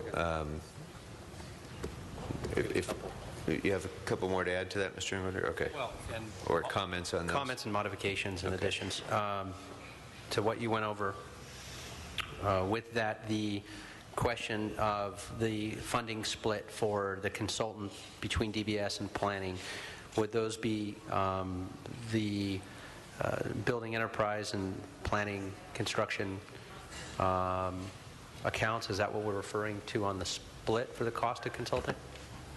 It could be the planning case processing fund and the building and safety enterprise funds. Okay, yeah. That's fine. I'm okay with that, just for clarity. And then thank you. I would also suggest a further change on that. According to CLA notes, it says for that funding to go into the UB. I would suggest it not go into the UB, but go into the CAO's office so they can begin that work immediately. Yes, you made that request yesterday. Right. Since we're going back through these requests, I want to make sure it's captured. Right. With that, on the in discussion with the various departments on the CFO position, it's going to be if we could take that entire concept of the conversion of all related positions that we have reflected in the CLA's office of start dates of January 1st and some of the exhibits and the instruction of when things are going to be implemented. I'd like to have that discussion separately in the whole of the entire process, if we could, because I've got numerous suggestions and language changes and add-backs of what was deleted in language on Exhibit H, for example, that I think if we could take that conversation as a whole, it would be easier to get our arms around. And I'm ready to have that now, or we could put it off until we get to Exhibit H. But I'm looking at everything on if we could, my recommendation will be to bring on the consultant, have everything on a start date of January 1st, and then the various language changes to reflect that. So you're proposing that we delay consideration today of the CFO position until we discuss the Exhibit H changes? Correct. Okay. Yeah, we can do that. Anything further? I had something on finance, but I don't believe we had. Well, that'll be on the next page anyway. We just didn't have anything on it yet. That was it. Okay. Mr. LaBonge? On building and safety, and I just see a representative from building and safety. I just had a couple questions, or the CLA can answer. Are there in this budget a superintendent of building? That's actually one thing I wanted to mention. We had thought that had been included in the report to restore the superintendent of building, so that adjustment needs to be made. For one reason or another, it didn't. So I think it should make the adjustment. There should be a superintendent of building. All right. Okay. And that'll be your motion. We'll add to the list. Okay. And that's actually a mandated title within the under state law, I think, is it not? Correct. And then there's no executive officer in the future? Is that what is planned? Because I think that's an important role. Well, the way this would work is that you would have either the superintendent of building or the deputy too, but not both.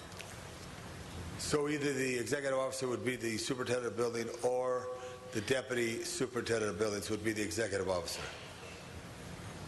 Well, the superintendent of building is the general manager. That's the general manager. Correct. And the deputy too, I believe, is the executive officer. Okay. But And is there an this would- executive officer in the budget? It is not. What would happen is that the superintendent of building would be restored, so the general manager position would be there, but not the deputy too. But so what we need to do is restore the superintendent, because that is the general manager. That's just, Right. as we call Which it, the wasn't police there. chief is the general manager and the fire chief is general manager. It wasn't there, and I think it got missed because of the consolidation efforts and changes. We don't want to miss that because they don't have building safety. Is the CFO being deleted by you, Mr. England? Not being deleted. Or what is that's there? We're going to have, but we're going to have a discussion on But exhibit you're going to put the H on superintendent back in. implementation dates. Yes. But you feel we don't need a deputy executive officer? That, that position? This is a 6-month plan. Right. So, Okay. yeah. So we'll have. We're not there yet. To work out. Okay, but I wanted to make that statement there. And I wanted, again, for the 14th time, the word safety must be in the new department, building and safety.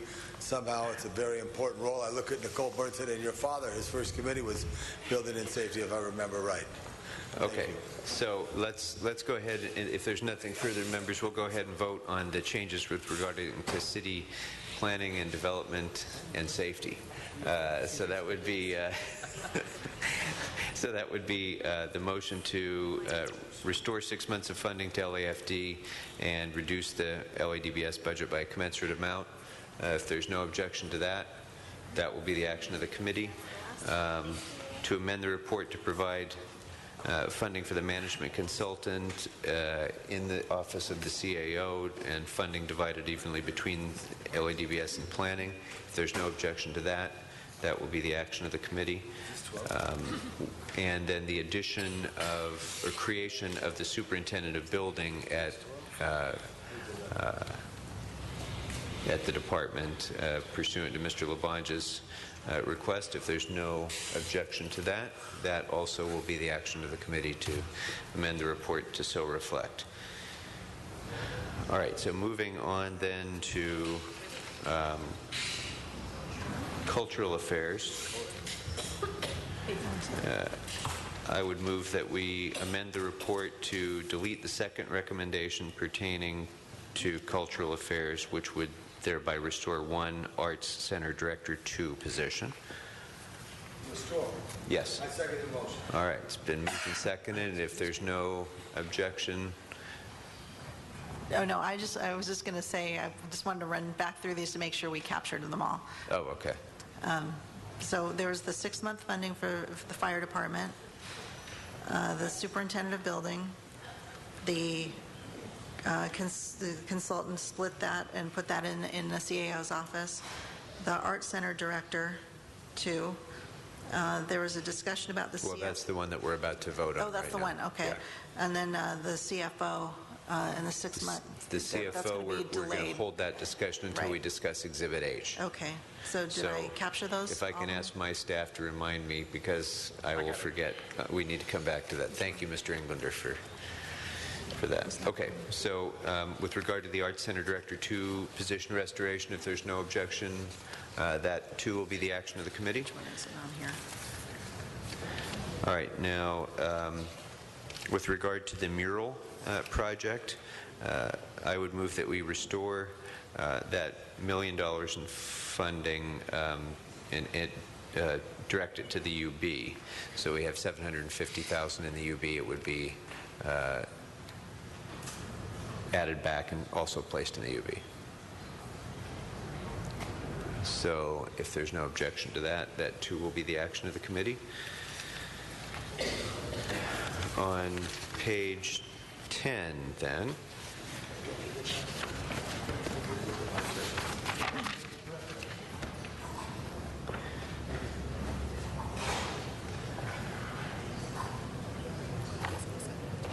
on page 10, I would move that we amend the report to restore 1 principal project coordinator, 1 senior project coordinator, and 1 project coordinator, and delete the recommendation adding the civil service positions.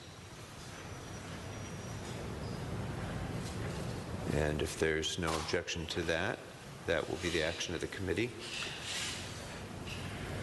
Anything else on page 10, members? Yeah. Mr. Englander? We did not have any items on finance, but this is where it would actually fall into. So it would be my recommendation, based on their testimony earlier, that their position upgrades from the TA2 upgrade to a TA3, as well as the upgrade from 5 tax compliance officers from 1s to 2s be approved as well. So again, that was the TA2 upgrade to a TA3, and their 5 tax compliance officers from 1s to 2s, and that was based on their memo as well. And I think we just missed it in here. All right, so without objection, that will be the action. Mr. LaBonge. Last thing to your committee at some time in the future, because MOCA didn't make the cut. We're not. We're not there yet? I'm ahead of you. Yeah. Sorry. We're talking about finance right now, Mr. LaBonge. So without objection, Mr. Englander's motion will be approved. For finance, not all of them.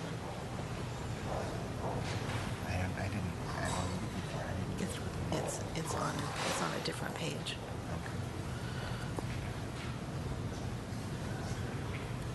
Okay, that's all I had for finance as well.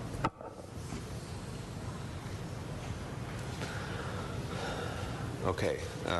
Anything else on page 10, members? Go ahead, Mr. Englander. If I could, contract administration as well, since that, just looking back on all my notes, suggest that there are 2 EEOE positions. Those were previously from the CRA. That was the MA2 and the senior clerk typist. Be restored to contract administration as well. Those were already identified previously from, again, CRA. Those were the MA2 and the senior clerk typist. Since we didn't have a note on ConAd in the CLA memo, I would make the motion to go ahead and approve those as well. And I'd second that. So it's one management analyst 2 and 1 senior clerk typist, correct? Correct. Is there any objection? Without objection, that motion is approved. All right. If there's nothing further on page 10, that brings us to page 11.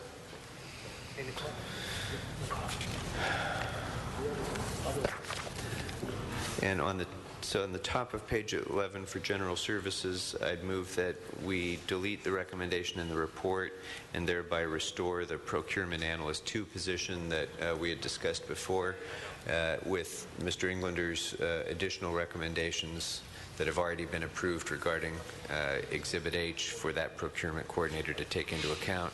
But as far as that position itself, without objection, members, that position would be restored. That'll be the action of the committee. With regard to Dunn, is Mr. Handel still here? With regard to Dunn, I'd like to move that we amend the report to restore the senior project coordinator. Second. That's been moved and seconded. Which one was it? I'm sorry. The senior project coordinator at Department of Neighborhood Empowerment. Oh. And without objection, that will be the action of the committee. Yes, Mr. Rosendahl. Yeah, I apologize. I had to do a live interview with Larry Elders on the whole notion of democracy, and I apologize for not being in the room. No, it's quite all right. When you guys were on the page, number 10, and I missed what discussion there might have been regarding the discussion. Some of us have been trying to figure out which direction to go with the MOCA business. Yes, thank you. And Mr. LeBlanc actually was preparing to raise that as well. And okay. I'm sorry, because we were finishing. I forgot to go back to that. Thank you for reminding me, because we were dealing with the Department of Finance. Okay. Going forward. Mr. LeBlanc, you want to make a suggestion? Well, I just think the value, I don't believe the votes are here in committee. I'm not sure. Mr. Corrett stepped away at the moment here. But I think it's a valued program of a variety of school children from San Pedro to Chatsworth and from Venice to the neighboring Boyle Heights could get to that museum. And I know there's hard questions coming forth here. What is your, and I want to get some ideas from my colleagues. I know this is value, but I know we don't have all the value in our pocket today. Right. So the action that the committee took yesterday was to fund the senior meals program. Right. And the capability of doing that was described by the CLA was in part achieved through other reductions in other parts of the budget. And one of the several reductions that were proposed was this. Now, we have already acted, in my view, to vote on restoration of the senior meals. If members wish to go in a different direction with regard to the arts, the MOCA funding that's described in the CLA report as a reduction, we could consider such a thing, but with a mind to the fact that restoring that will have $1.25 million impact on our budget stabilization fund or our reserve, and therefore add to the deficit for coming years. But in my view, these are not directly related issues. We've already voted to restore the senior meals. That's done. I don't think any member here would have the desire to undo that action. But if there's an additional motion that any member would like to make with regard to MOCA funding, I'd be happy to entertain that. My own personal... Our CLA to explain what our options are, which could be helpful in us deliberating. All right. Well, sure. Well, again, as it's shown here, and to be clear, we call this the rack up, and there has to be add deletes. That's why you're seeing add delete column throughout all of this, because that's the only way that we can track and keep everything together. I think if what you're asking is a direct linkage between the two, we identified the funding for the senior meals, as the chair said, in part from the MOCA funding. But there is no direct relationship. It is just all the budget. So certainly what you could do is certainly add the funding back from the budget stabilization fund for senior meals, and you can have a separate discussion about whether or not you want to fund the MOCA issue. Mr. Chair, the reason I appreciate what he's saying is I don't want to mix apples and oranges here, first of all, and that seemed to give that kind of an impression to begin with, number one. Number two, if you put MOCA just by itself, it's a whole separate kettle of fish and a whole separate discussion. I just found it absolutely questionable how it could be tied the way it was, that you had a perception problem. And we know how perception becomes reality in this world. So I want to decouple that, and I want to be supportive of the Meals on Wheels for obvious reasons.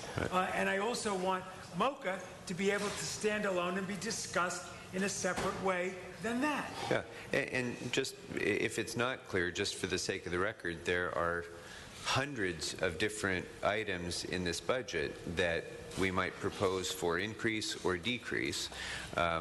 Each one of those hundreds of items impacts the others because it is a zero-sum game. Awkward position that was not responsible from the standpoint of what these projects are both about, the Meals on Wheels and MOCA. I just thought that was wrong to couple them in any way that created a perception problem.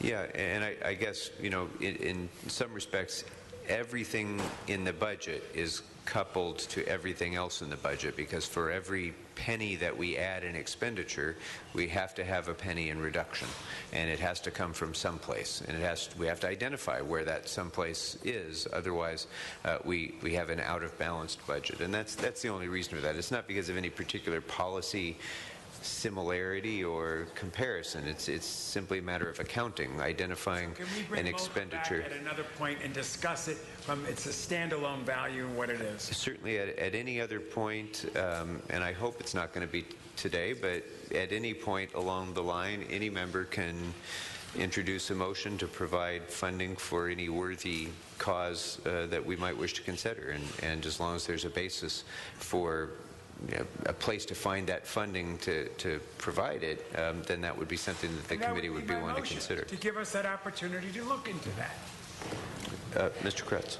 I'd second that. And I should say for the record, since I pondered the question of whether were Joel Wax on the council, whether he would side with the MOCA expenditure or trying to keep the the balance of our budget in good shape. And not surprisingly, I got a call from Joel Wax from New York. He speaks. And the answer was there are very few cities that are as focused on the creative industries as ours and provide no funding for an entity like MOCA. New York funds their museums very significantly. Now, given the choice between Meals on Wheels and that kind of thing and the arts, I think that's an obvious choice. On the other hand, between, if you're comparing apples and apples, if you're looking at restoring $1 million for murals and nothing for MOCA, I could see $500,000 for murals and $500,000 for MOCA. Or I could see not do anything with MOCA now, but trying to find some money along the way as the year goes on, as Mr. Rosendahl suggested. That probably makes more sense in the circumstance that we're in, with possible increasing revenues. I think in the budget situation we're in, it's a much harder sell, but if revenues continue to get better and we can do it without digging ourselves in the hole as the year goes on, I think that should be one of the areas we should be looking to fund later on. So is the proposal then to request a special study report on the MOCA funding item that's in this budget, to approve the change proposed by the CLA with regard to MOCA, with a report back on other options that there might be for funding this proposal, and I would just maybe amend that and say, with the input of our General Manager of Cultural Affairs, other cultural institutions in this city too, and their relative merit as well. If that's the direction that the committee would like to go in, I certainly would support that. And just a friendly amendment. Yes. Two things. Did you ask Joel for mailing anything out this way? He did make a suggestion of a possible donor to ask for a match. Okay. Or at least we discussed that. Got it. And the other thing I did want to mention, just a friendly amendment, Mr. Rosendahl, we're all for this here. right on Central Avenue where MOCA is, because this is where we're focused right now, is the Japanese American National Museum, right there. Another educational institute. I mean, we maybe have 2 in 1 in an experience there. Just a friendly amendment. Look at the museums in that site location as well. Well, and I guess that's why I would like that report to include input from our General Manager of Cultural Affairs, because this city is rich with cultural institutions, some of which have a direct relationship with the city government, some of which don't, all of which serve our constituents.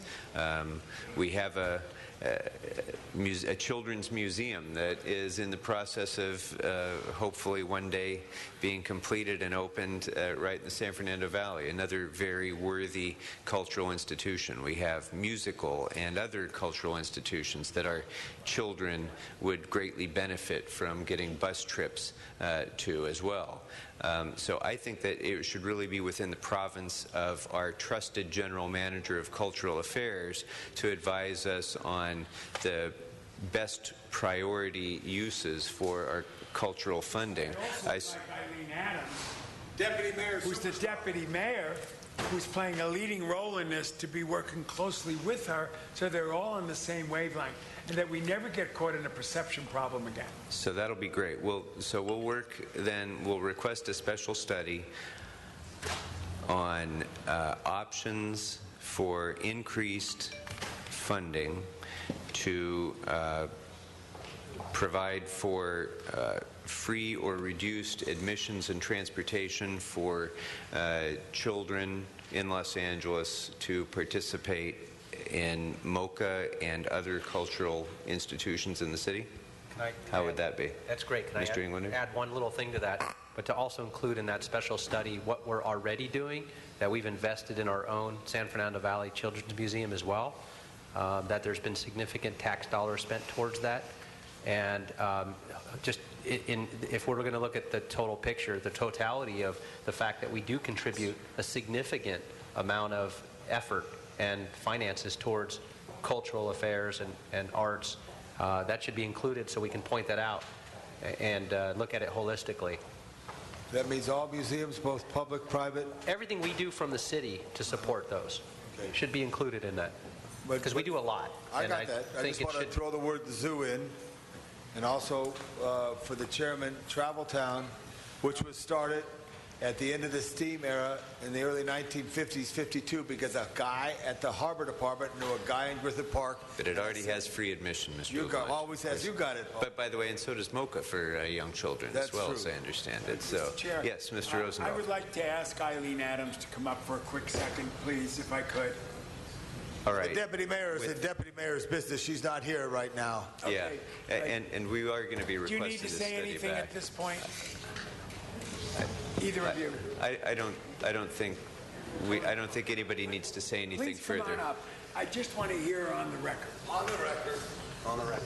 It's all about the record. Let the record And the clarity and perception and the reality. We all care for all of these issues at the same time, as we all know around this horseshoe. Please, bring us into the moment Good from your afternoon. perspective. Olga Garay English, the General Manager of Cultural Affairs. Thank you for taking this very brave stance. I think that this is a city that richly deserves its cultural institutions, and that you all are going on record for saying that this is an important opportunity for us to really make a difference in the cultural lives of our citizens and our children. We will do the best to come up with some innovative ideas. For example, at the beginning of your Budget and Finance Committee process, Mr. Englander suggested that we look at liberalizing the way that arts development fee funds are used, and we can certainly look at, is there any way that we can pull on some of those, both to support the San Fernando Valley Museum and MOCA and other institutions. So we'll do our best to do our part because you guys are doing your part. So we very much appreciate you giving this such a thoughtful consideration, and we're here to work with you towards the betterment of our community. Thank you. Thank you Okay. very much for that. And appreciate that very much. So I'm not sure who the reporter will be on that.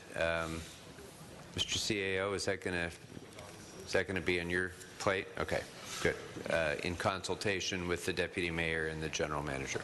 Okay, very good. So without further objection or comment, that special study request will be deemed approved. All right. Now, anything else on page 10 as long as we're there? If not, we'll move forward to page 11.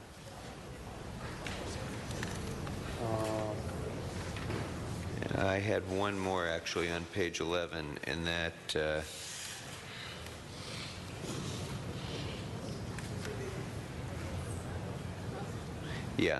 on page 11, I would move that we amend the report to restore one AGM position for DOT and delete one environmental affairs officer with DOT.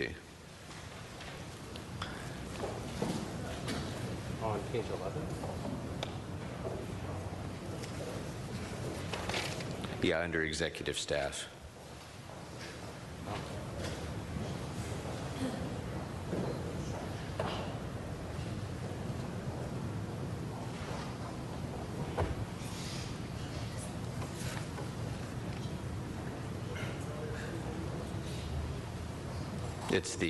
It's the second, it's that bullet point, the last sentence of the paragraph on page 11. So, members, we catch that, members? So my motion was to, on the bottom of page 11, on the bullet point regarding the Assistant General Manager and Environmental Affairs Officer, would be to amend the report to restore the AGM position for DOT and delete the one Environmental Affairs Officer within DOT. And if there's no objection to that, that will be the action of the committee. And that's all I have for page 11. Any other member have anything on page 11? All right, that brings us then to page 12.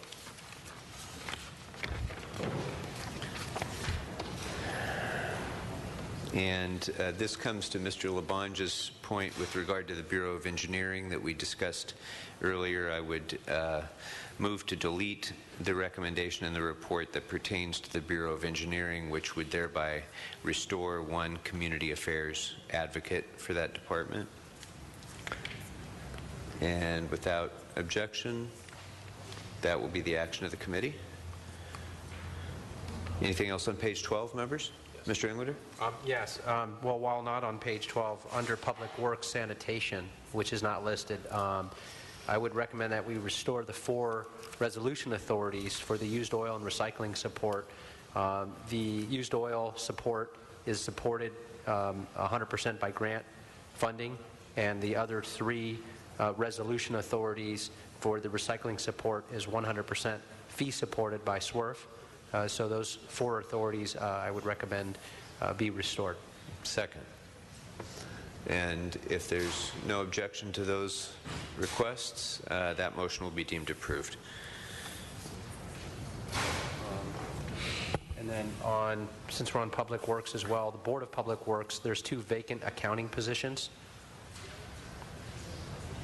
I would add back those 2 those vacancies. I'll get more detail and come back to it. I found that in another note, and I don't believe it was captured. But hold that, and we'll revisit that. Do you want to come back to that one? Okay. All right, on page 13, members, and we're on the home stretch here. On page 13, with regard to recreation and parks, is Mr. Labange? Mr. Labange here? Oh, okay. I think this is consistent with what he was suggesting earlier. I would move to delete the 4th recommendation on Rec and Parks, thereby restoring one principal project coordinator position. And if there's no objection to that, that will be the action of the committee. Okay.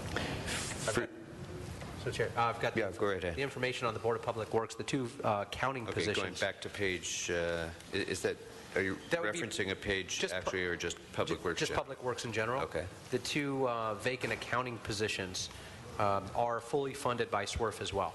And so those are 100% funded, fee supported Excellent. by SWRF. So I'd add those two vacancies back. Well, and we've seen over the last couple of weeks how important some of those accounting positions are.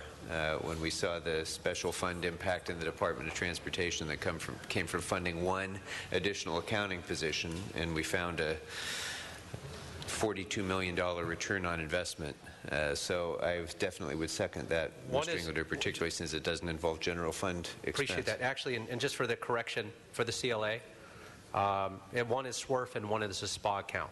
So they're not both SWRF, but they are both fee supported. But in either event, they have no general fund impact. Yes, no general fund impact at all. And if I can ask our new CLA, Mr. LaBonge, to weigh in on that as well. Mr. LaBonge, can you weigh in on that as well? Please. You look good, Mr. Englander. Thank you. That's all we need to know. All right, so without, Mr. Kretz? Can I amend that and ask that each new position has to commit to finding at least $40 million? I second. Or do their level best, anyway. I think we can guarantee that commitment. All right, so without objection, Mr. Englander's motion will be approved. That brings us to page 13, and on transportation, I would move to delete the recommendations pertaining to DOT, thereby restoring a principal project coordinator position and 2 project assistant positions. And yes, Mr. Englander. Yes, one change on DOT as well, and I believe there's this was captured in the special study reports inadvertently. It was special study 111, which it actually should rather be a budget instruction, and I don't think it was, I perhaps didn't articulate it as I intended, so I'll take another stab at it. But the idea of establishing an implementation plan to move the striping functions and positions from DOT to street services with a goal, not a start date, but a goal, and report back to the policy committee of January 1st, not July 1st, but January 1st, but to develop an implementation plan to do so, working with both departments, and that implementation plan to work with the policy committee with a goal of January 1st.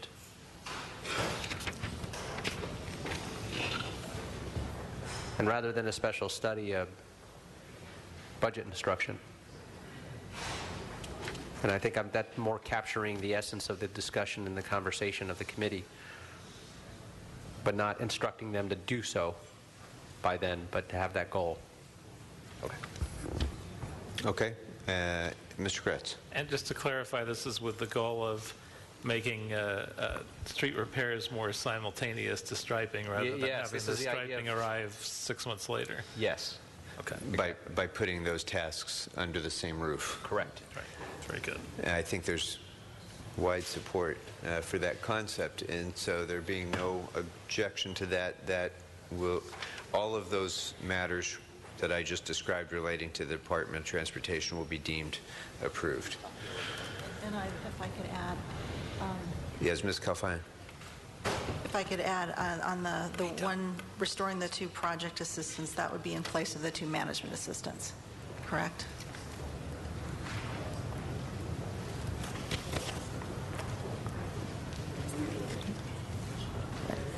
I think we would just delete the entire recommendation. In other words, which one?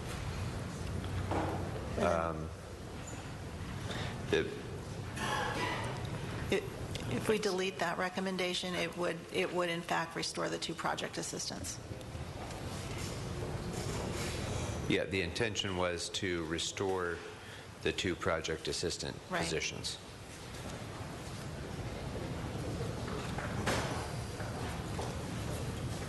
Is it by these 2 positions? Or is it just, yeah?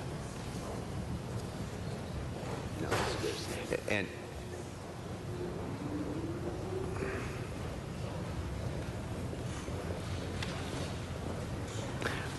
I believe so. If it's otherwise, I'll verify and we'll come back to that. Let me consider whether that is duplicative or not. But we'll come back to that so we don't slow the flow here. We are on completing page 13, Mr. LeBlanche. If you have anything further on page 13? I'm just behind 13. Is that possible? I could ask. We can go back. That's fine. Because I was out of the room just That's for a all moment right. there. But in finance, which is we all put pressure on finance to try to find the monies and the funds, the et cetera. But there was 4 positions deleted from upgrades, the investment officer, as well as other investment officers. If I could just have the general manager come to the table and say, in any compassionate way, why this would be important. Because, you know, our colleagues sometimes talk here, and they talk about why the finance doesn't get the job done as they see fit, but yet maybe if they don't have the team, they can't get it done. Please articulate that, Mr. Cristobal. Hi, yes, I'm going to have the Chief Investment Officer, Tom Moret, speak to that. Thanks. Good afternoon, Tom Juarez, Chief Investment Officer. Yes, we're seeking to upgrade the investment officer's current positions due to their unique capacity within financing, really within the city, in that they're actually managing an $8.5 billion portfolio. So as opposed to, say, our colleagues at the pensions, where they're actually outsourcing the money, we actually actively manage in-house. In addition, it should be noted that on an annual basis, we over the last 5 years, we've accumulated about $175 million on an annual basis in interest earnings. A portion of that goes to, of course, the city's funds. But again, another unique observance. The other thing is that it's a really retention problem that we may be facing.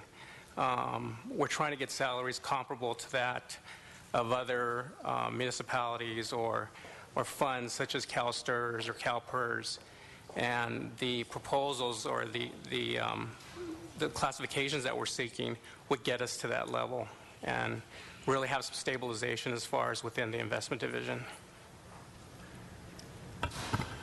And just to note, the additional cost for the upgrade is under $60,000. So we're asking for your support. So I know Mr. Chair's away. Mr. Miller, $60,000, it seems like a great investment in the investments of finances that would go here. So, Mr. Chair, stepping away, it was articulated that the total package here is approximately $60,000. I would just recommend that we approve this because of the importance of the finance department and the team that they have to put together. And I'm standing here at one of the greatest, Mr. Alacon's desk, where he articulates all the time, why aren't we getting these investments or charges recovered by the city?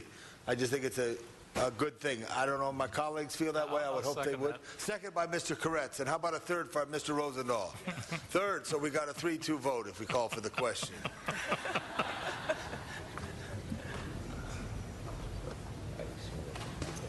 Okay. And Mr. Koretz. Yeah. So the downside to not doing this would be difficulty in retaining and attracting people in these positions. Exactly. We've been fortunate to keep the staff that we have. In fact, the staff that we have in place now was here during the financial crisis back in 08-09, and including managing very difficult types of fixed income products. To give you an example, we held about $80 million in Lehman paper, and prior to them filing for bankruptcy, we sold out, and not only did we sell, we sold at a significant profit.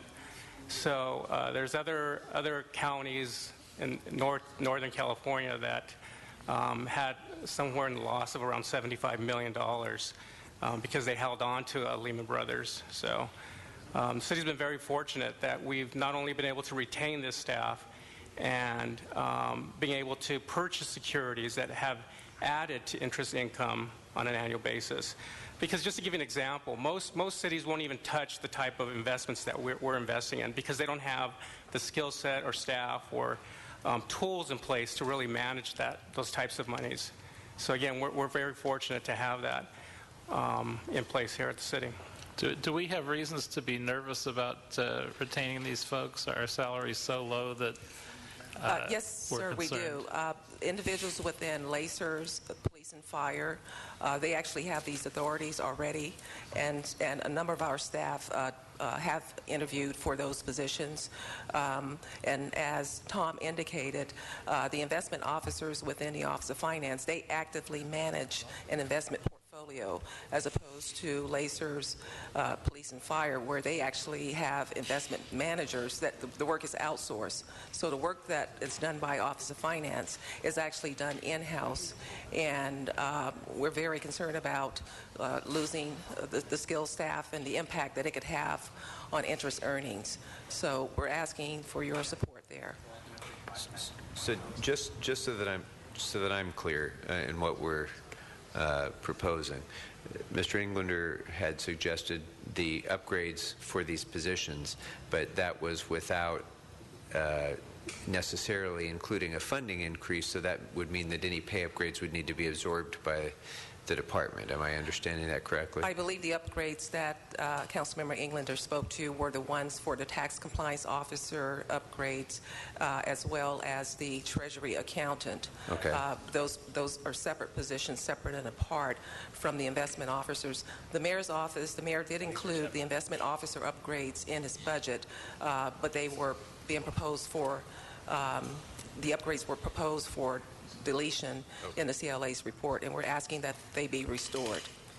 And if I could just... Okay. Yes, Ms. Calfine. If I could just add, generally speaking, the pay grade, there's a process for reviewing pay grades, and those go through the CAO's office, and they review them based on criteria, and then usually make recommendations as to whether those pay grades should be approved, and if they are, then they're included in the personnel authority resolution. So there is a process for looking at pay grade increases or pay grade upgrades. And these were looked at in November, and the CEO can address it. They looked at these as early as last November and determined that they were not warranted. If I could just add to that, the response that we received from the CAO's office is that they noted that there wasn't a change really in their responsibilities. But what I want to be on the record for saying is that what the officers do within the Office of Finance, they always have operated at a much higher level. Now the positions weren't in an upgraded level that they should have been, but so what I'm trying to get across is that they have actually operated at a much higher level than say an investment officer 1 or investment officer 2. I just want to say it's pound foolish, or whatever the term is, and not to do this here. And I think it's really important. And if you look for the professionals, they're saying this is a little thing. They could go out to Spring Street and go down the block and go out 5th and probably make 3 times as much money working there and not have to come before a city council meeting and do whatever they have to do. They just got to do their job. We need to get people like that, and they'll be encouraged. And for $60,000, as the general manager said, I think it's a prudent investment. So I did make a motion, but you were talking to support this. So do we make another motion? Or? Well, no, the motion's been clarified. I just wanted to see how that compared to what Mr. Englander had moved, but now we've had that explanation. Was this one of the requests that you made last week in your letter? I'm sorry, I don't have it before. I did not, because it was already included in the mayor's budget, which we agreed with, so there was no discussion. It was recommended for deletion in the CLA's report. I see. Okay. All right. Very good. And actually, just the pay grades were recommended for deletion so that they could go through the process. But if we're in the process, I'm sorry. are we going to vote on it, or? Yeah. Oh, good. We can vote on it. So Didn't know if you were asking another question or not. No, If you're ready to call the question. I'll call for the question. All right, Vote now. very good. So if there's I'll be happy to second Mr. Labange's motion. If there's no objection, Mr. Kretz already seconded. I will be a seconder. If there's no objection, that will be the action of the committee. If I could, just for clarification, is this with or without funding? With funding. With Yeah, funding. yeah. With funding. With the $56,000 in funding. Yeah, thank you. Thank you. Thank you. Thank you. All right. So, members, anything further on page 13? Mr. Labange, Mr. Kretz, anything further on page 13? 13, I think I'm good on 13.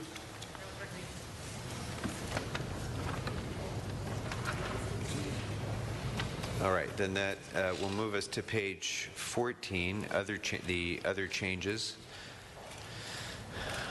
And I would move that we delete the recommendation in the report under general city purposes relating to the green retrofit and workforce program, which would thereby restore funding back to the mayor's office for that purpose. And if there's no objection to that, that will be the action of the committee. And that's all I have on page 14. We've already addressed the zoo, which is also on page 14, but we've already acted on that and provided direction in that regard. So that brings us to page 15. Actually, if you'd like to go Yes. back to animal services for a moment before we get into Exhibit H, I can add, we have the recommendation there. Oh, yes. We did act, but just for the sake of clarity of the record, I want to thank the CLA's office for putting in actual language what I was trying to stumble through and explaining. So the motion was that we approved was, and Mr. Kretz, make sure that this is consistent with what you had intended as well, to add position authorities and funding in the amount of $235,000 for 5 clerk typists, to instruct Animal Services to reassign the filled clerk typist positions to these new authorities, to instruct Animal Services to fill the 4 vacant veterinary technicians upon reassignment of the clerk typist positions in the fiscal year 2013-2014 budget. That's what we had discussed as it's been laid out by the CLA. Now, I assume the dollars all add up, because I know the number of clerk typists that we were trying to restore was 7. No, this is 5. It's Right. 5, and the funding amount specifies $235,000, which was consistent with the CLA's approximation of what would be the cost of the 4 veterinary technicians. Mr. Kretz, you asked to restore 4 veterinary technicians, and so the 4 actually equated to funding for 5 clerk typists. So that's why authority is being added for 5 clerk typists to allow those 4 positions to be filled. Perfect. Thank you. Okay. Okay, so there's no vote necessary. We've already voted on that. That was only for clarification. Thank you for providing it. All right, so if there's nothing else on page 14, that brings us to page 15, and we're into Exhibit H. So, Mr. Englander, you had a number of things on Exhibit H. Why don't we start with you? Great, thank you very much. In looking at the consolidation and the deletions of the instruction to request the city attorney to prepare and present ordinances no later than July 1st, I would like to restore that and extend the date instead of July 1st. I would suggest something closer to a September date, because the idea of that is that it is, in fact, would be moving forward, but none of the transitions of any of the staffing elements would occur until January 1st. That goes on also with the request of the city attorney with the assistance from the department, building and safety, fire department. It's mentioned in both those sections, should reflect those later dates. The October 31st is one that's mentioned in the second bullet point. I think that's a reasonable timeline if we follow the October 31st, in fact, on both of those, to have those ordinances and the administrative code reflect the consolidation of those departments back by October 31st. The idea, colleagues, is that there's an effort to move this forward. It's passed out of the policy committee in a number of recommendations, and in 8, in fact, recommendations that are on the record. We've got some technical amendments to those that will be coming to council, but with that, the idea that some of the positions that we're transferring over was too premature, particularly as it relates to those fire department positions, and have recognized that those will require further input from the department and may require, probably require an MOA or an MOU, and some of the other functions and transfers until we have a consultant on board, which we approved earlier. It's the direction from many discussions in Plum, as well as with the various departments, that we shouldn't create or transfer any positions on July 1st for this, but we should move forward with the implementation, not in concept, not in study, but actually approve the consolidation as part of this budget, but not approve any of the transfers of functions or positions or newly created positions until January 1st. That includes, though we should, and to work closely in those transitions with all those positions and functions with the consultant under the direction of the CFO. That should include any positions of transfers or new positions, including the CFO, although we should retain that idea for a January 1st start date, so we have that ability. But again, no new positions for these functions until January 1st, and no transitions. With that, it would also put back the instruction authorizing the CAO to all city departments to review various revenue generation and full cost recoveries of these efforts. It would also restore the instruction to authorize the controller to appropriate the transfer of funds, but the dates would change then. In fact, this has November 30th, 2013, not to be expected to occur January 1st, 2014, so simply restoring that instruction in whole, not in part, fulfills that obligation.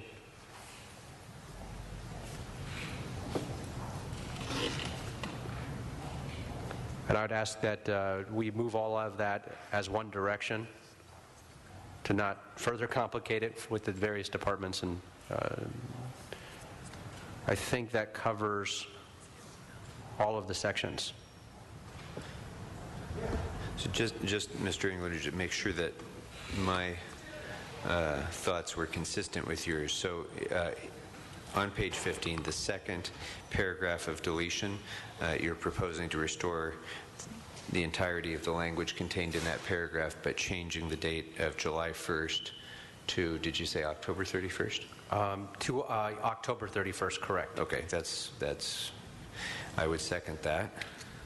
And then in the following paragraph, the third paragraph of page 15, your recommendation is to restore the language that is described as being deleted in that paragraph? Correct, as written. Okay. I agree with that as well. I'll second that. And then also in the fifth paragraph, to restore that language as it is written. Correct. All right. I would second all of those proposals. And the next paragraph as well.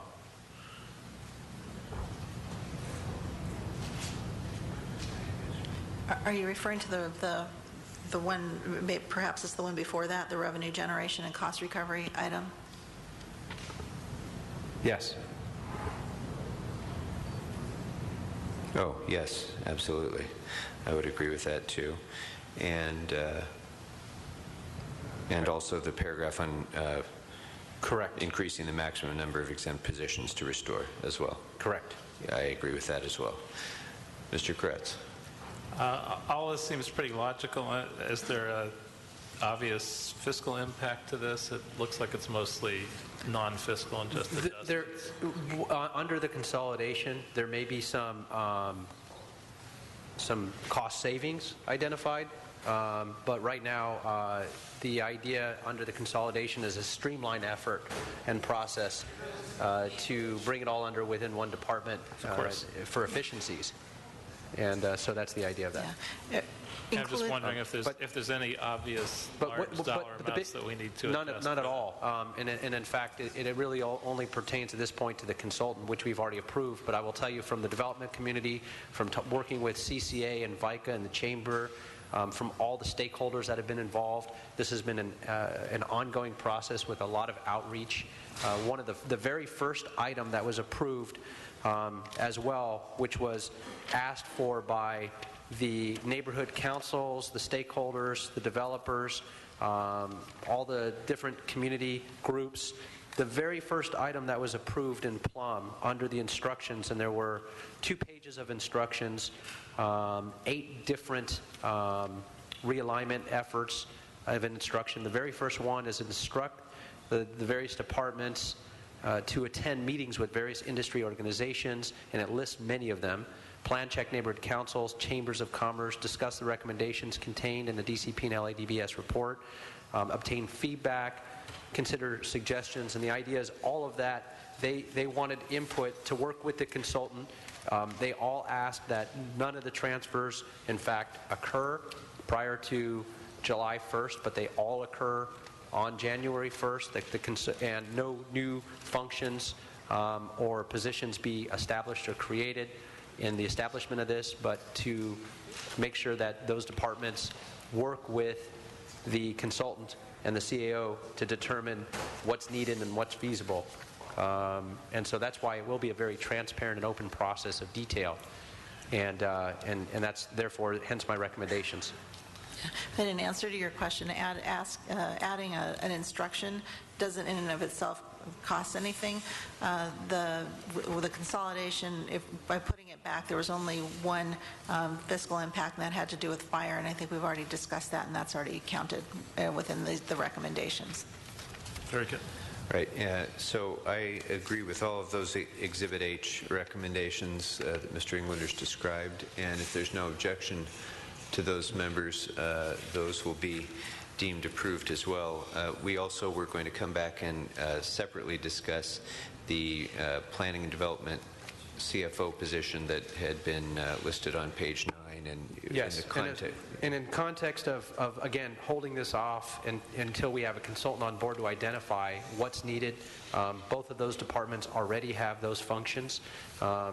There may be, and probably will be, quite frankly, an opportunity January 1st to bring that function on board.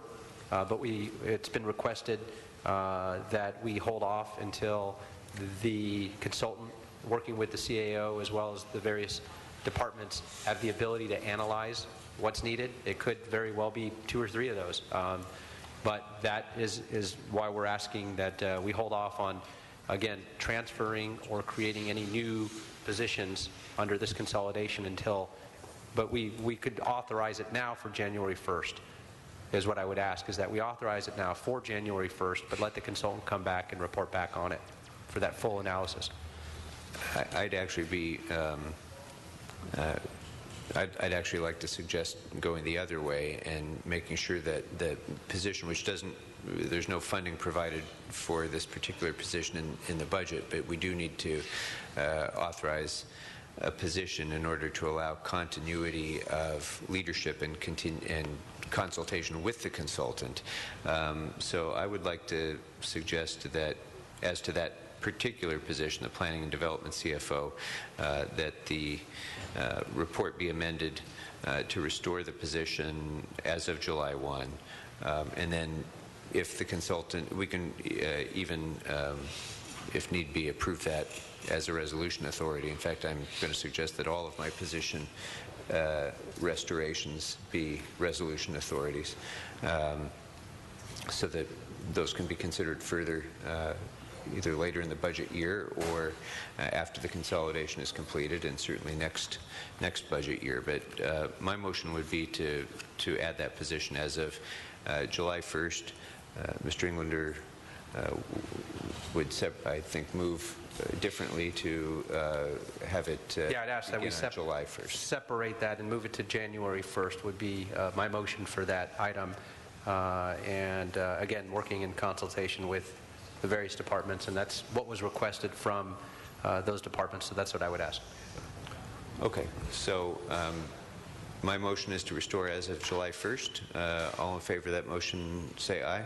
Aye. So that, Mr. LaBlanche, you were aye? I know I did say aye, but I do want to make sure safety's in building and safety. Yes, I'll accept that as a friendly amendment, Mr. LaBlanche. Thank you. And Mr. Lavange, if you'd like, that can be an instruction to have that included. I think it's been pretty clearly stated as an instruction, yes. So, okay. Can we ask if Mr. LaBonge is sure about this position? Are you convinced we should do that? You're just trying to be safe about that, are you, Mr. Kretz? Okay, so I have a couple of technical adjustments as well. Mr. Englander, was there anything else on Exhibit H first? Because I think you've exhausted everything I was going to suggest on Exhibit H. Anything else? No. Okay. Let me see. Other items.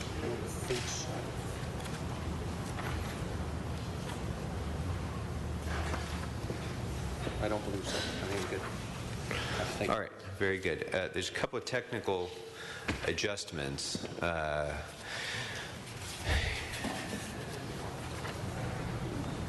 In the Blue Book items 13 and 33, the funding with regard to police, the funding realignment item in the proposed budget recognized $6.1 million from the supplemental law enforcement. Actually, I'm going to hold off until Mr. Englander is here for this because it's law enforcement. So I also wanted to propose an addition to Exhibit H to ask, and I think Mr. Kretz alluded to this yesterday, but I don't know if we acted on it actually, to add an item to Exhibit H to ask the CAO to report on the feasibility of expanding the alternative dispute resolution procedure that was described by the Coalition of City Unions. That's already part of the reports. Okay, very good. Okay. I'd also request that we add a request to ask the CAO to report on the steps necessary to create and advantages or disadvantages, the issues involved in establishing a joint labor management committee to address the long-term plan for restoring tree trimming.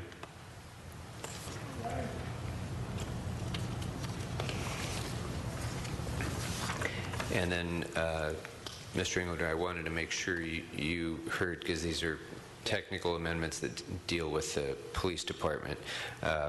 In the Blue Book, items 13 and 33, the funding realignment item in the proposed budget recognized $6.1 million from the Supplemental Law Enforcement Services Fund, which is being used for replacement patrol vehicles, but that was not reflected in the replacement vehicle item, so that would need to be adjusted accordingly. Is that okay? So if there's no objections to that, that will be the action of the committee. I'd also request that we amend item 33 on page 439 of the Detail of Department Programs, Volume 2, to denote that the Supplemental Law Enforcement Services Fund, Schedule 46, is funding a portion of the replacement patrol vehicles. So that implements that correction. And without objection, that will be the action of the committee. Any other items before us, members? Any other recommendations?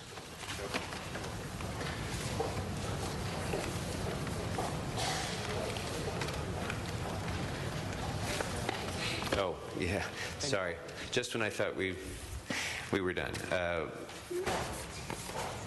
One other, and I want to actually ask a question of the CLA on this, because I don't know if we can do this right now or not, so I'd like to get your view. Council previously approved a civil service exemption for the Hyperion treatment plant manager. That position was not included in the proposed budget, but I would like to add a resolution authority to accommodate that position. Which position? The Hyperion treatment plant manager. There wouldn't be any impact to the general fund because it would be fully funded by wastewater fund. Can we simply add that resolution authority today?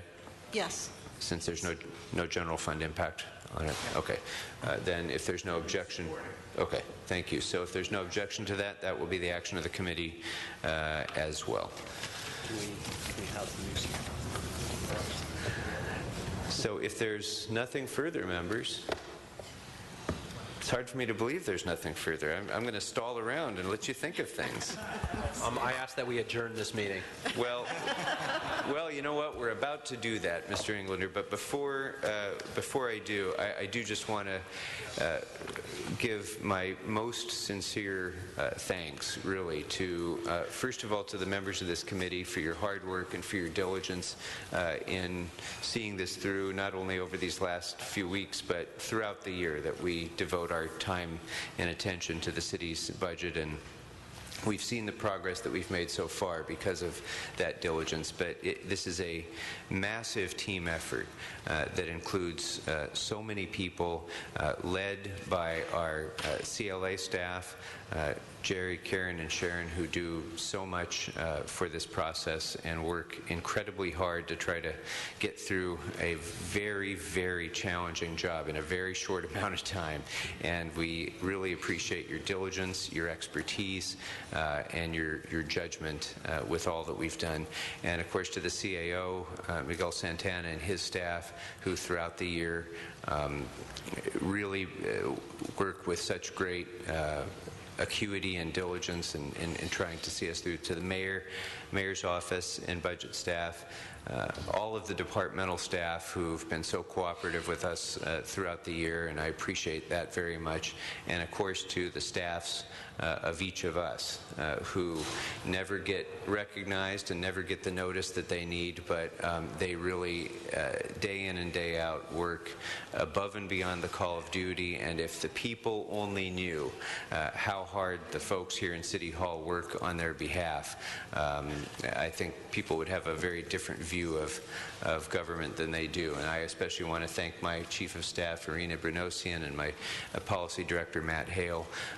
And I want to wish Mr. Rosendahl again a happy birthday, and there's some goodies in the back, by the way, Mr. Rosendahl. So anybody who needs a little bit of repast, we have some in the back.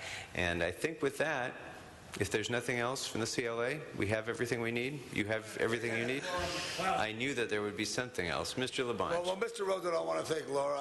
I want to thank Lisa Schechter. I know Mitch, Paul, everybody. Paul, take the taxpayer. Paul. Yes, thank you. Take the taxpayer. I don't want to. And Paul, as you know, as we always talk about, we sit together.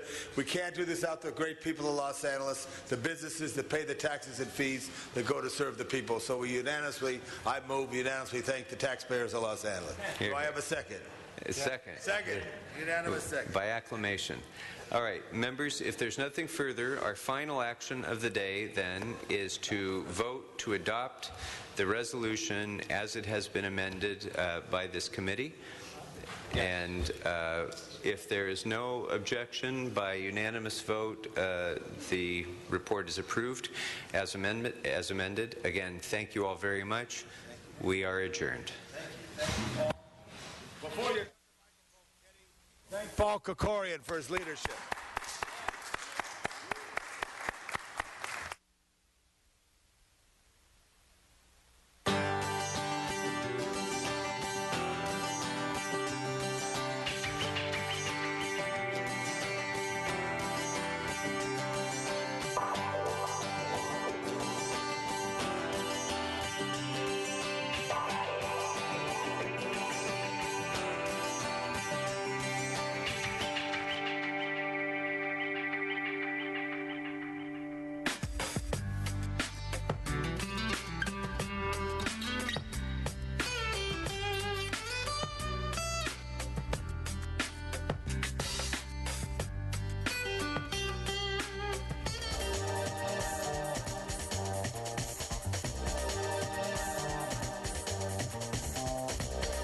watching LA City View, Channel 35.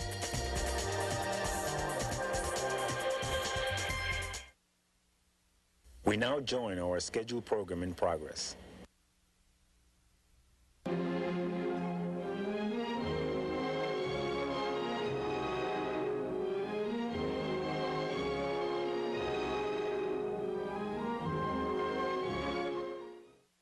Preceding has been a presentation of the Los Angeles Public Library.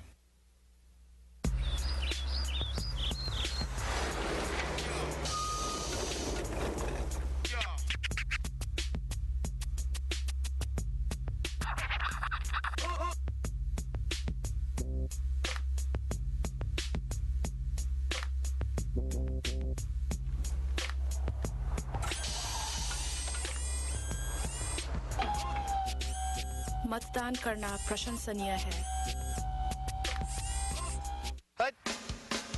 Hi, I'm Craig Irwin in Los Angeles. Hi, I'm Trenton Irwin, and you're watching LA City View, Channel 35, Our City, Our Channel.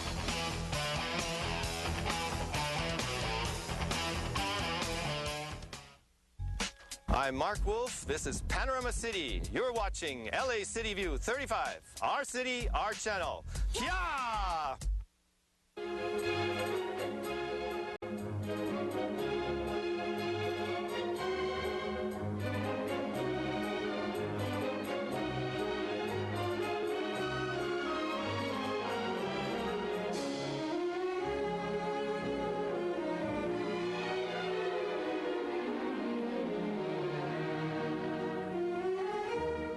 Hello, welcome to Connie Martins and Talks Books.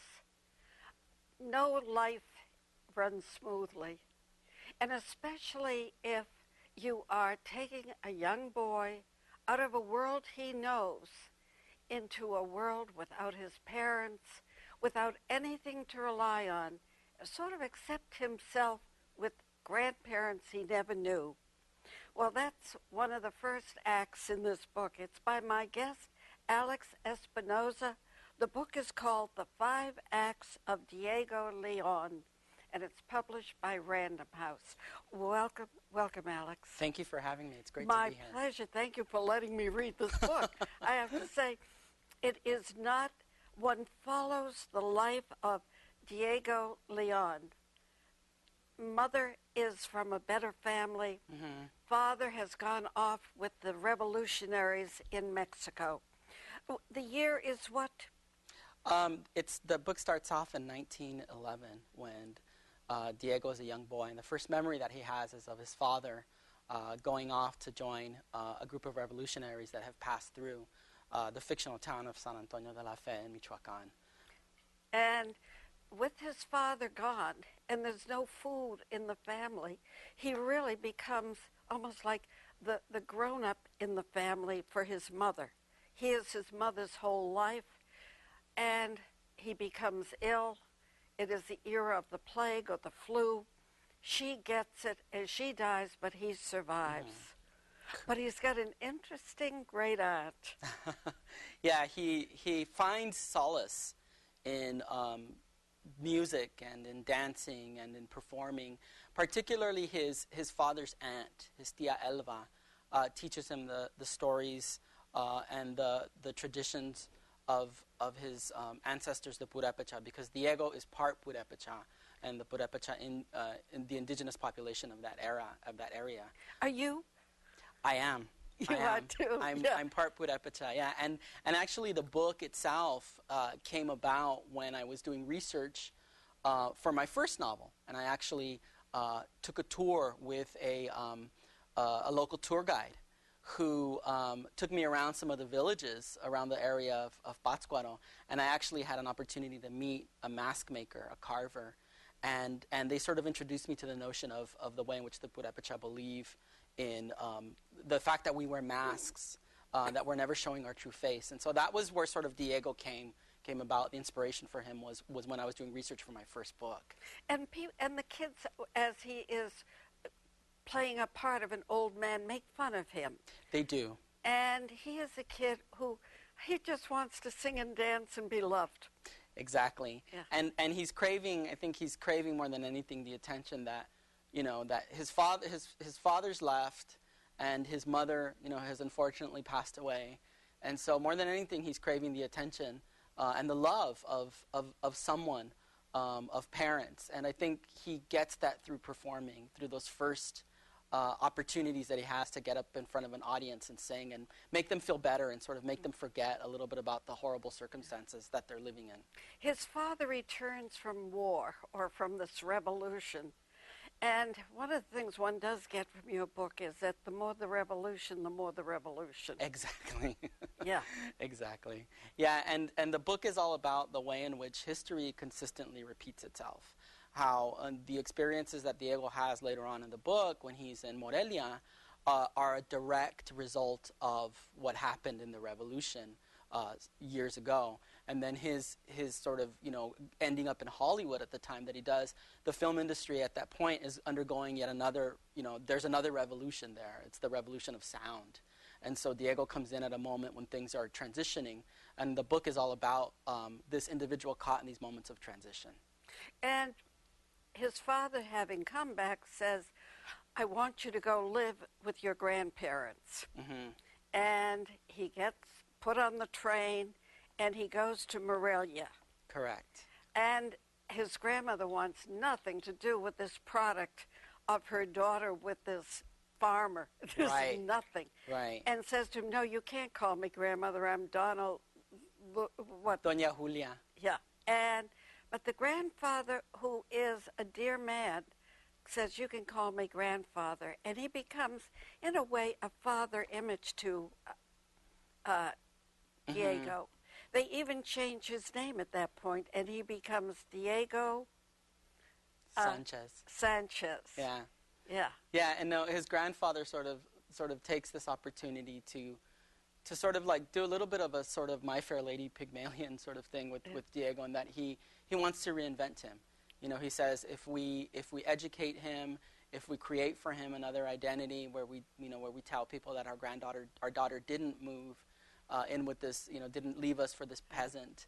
We can tell people that he's European and he's more affluent and he's worthy of our legacy. And so his grandfather sort of has the intention of more than anything making Diego be the heir to his business and to the fortune, and sort of forces a marriage on him.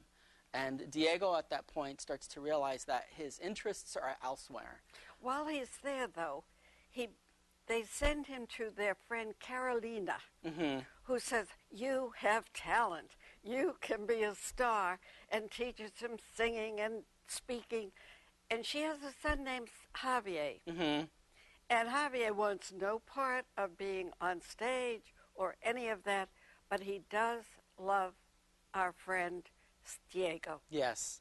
They become like brothers. And I think that what happens is that Carolina herself, she was an opera singer and gave that up to raise a family. And she has her son, and she's never lost sight of her dream. And so Diego provides her with an opportunity to sort of rekindle that in a way that her son doesn't. Her son's interests are elsewhere. And also, the son does go off to university, and he does make another very, very close friend. He does. But our friend Diego decides, I will do what my grandfather wants. I'll become his assistant. I'll take over. They introduce him to a girl named Paloma, and they're going to get married in a year, and it's 2 days before the wedding. Right. And he writes her, in essence, a Dear John letter. He does. I think that, the thing he realizes is that he remembers the bit of advice that his father told him, which is don't let them forget who we are. And his, seeing his name in the wedding announcement in the newspaper, his last name not Leon but Sanchez, coupled with this idea that here he is about to marry a woman that he doesn't love, sort of, shocks him, I guess, and sort of, that's when he decides that he's going to leave, and his initial intention is to head off to Mexico City to join a theater troupe that Carolina had put him in touch with. But he gets there, and he can't get on the train to Mexico because they are on the train. The new revolutionaries take over, and everything is left on that train that burns up. But an interesting man, the writer. The reporter Reynolds, yes, he meets a reporter. I thought he would come back again in the book, but he doesn't. No, initially he did. Actually, he ended up coming later on, and actually writing a screenplay that Diego sees during his time in Hollywood. But that was sort of edited out. Those things sort of happen in the editing process. But Reynolds still lives on in sort of my memory. Yeah, well, he doesn't mind by reading the book. Finally, Diego gets to Hollywood, or he gets to the train station in Los Angeles, and he doesn't have the money he had because it was burned up. Right. So he struggles. His first years in Hollywood are a struggle, and he steals. He does a lot of things to survive and under desperate measures, and the constant tug of going back home, the responsibility that he feels that he has to his grandparents is still there and still with him. But he's determined. He's going to give it a little time to see what happens. We see him changing character, though, when he has made a friend named Charlie who takes him to the casting agents, shows him around what you do, and they're staying at the same hotel, Ruby Rose, and a phone call comes in, and it's for Charlie, and there's a part. And Diego intercepts it. Yeah. He takes it because he's very desperate, and he'll do anything to. But that's a sign of his character. It is. It's a sign of his character. It's a sign of the lengths that I think people go to sometimes for the sake of their art and for the sake of their ambition. And it's not a very good moment in Diego's sort of the charting of his character. But I think that as writers, that's sometimes what we have to do. We have to sort of put our characters in oftentimes despicable situations. Alex, who was the inspiration for this? It was an amalgamation of a lot of different actors in Hollywood. People like Ramon Novarro, whose movies I watched and absolutely love. Anthony Quinn, Gilbert Roland. A lot of the early actors in Hollywood who were Latinos, who ended up in Hollywood and ended up being typecast as the Latin lover. Those were sort of the models that I used. You do mention at one point Antonio Moreno. Yes. He was still at Warner Brothers many years later, doing bit parts in the westerns. Yes, and a lot of actors like Antonio Moreno and ended up sort of, once they sort of not faded away but sort of trickled out, ended up sort of being cast in these bit parts.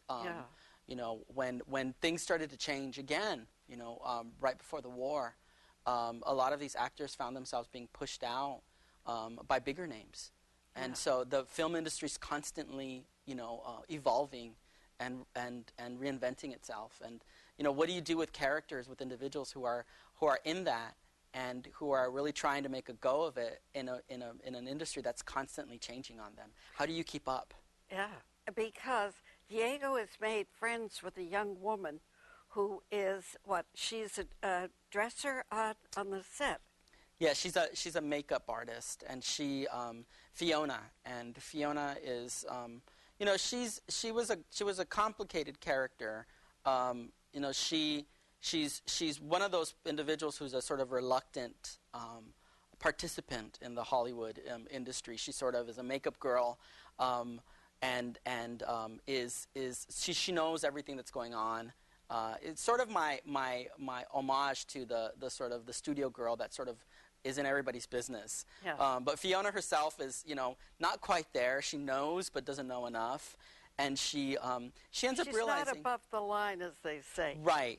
No. And she ends up realizing that she actually genuinely cares for Diego and is willing to give up her career as a makeup artist to sort of, settle down with him.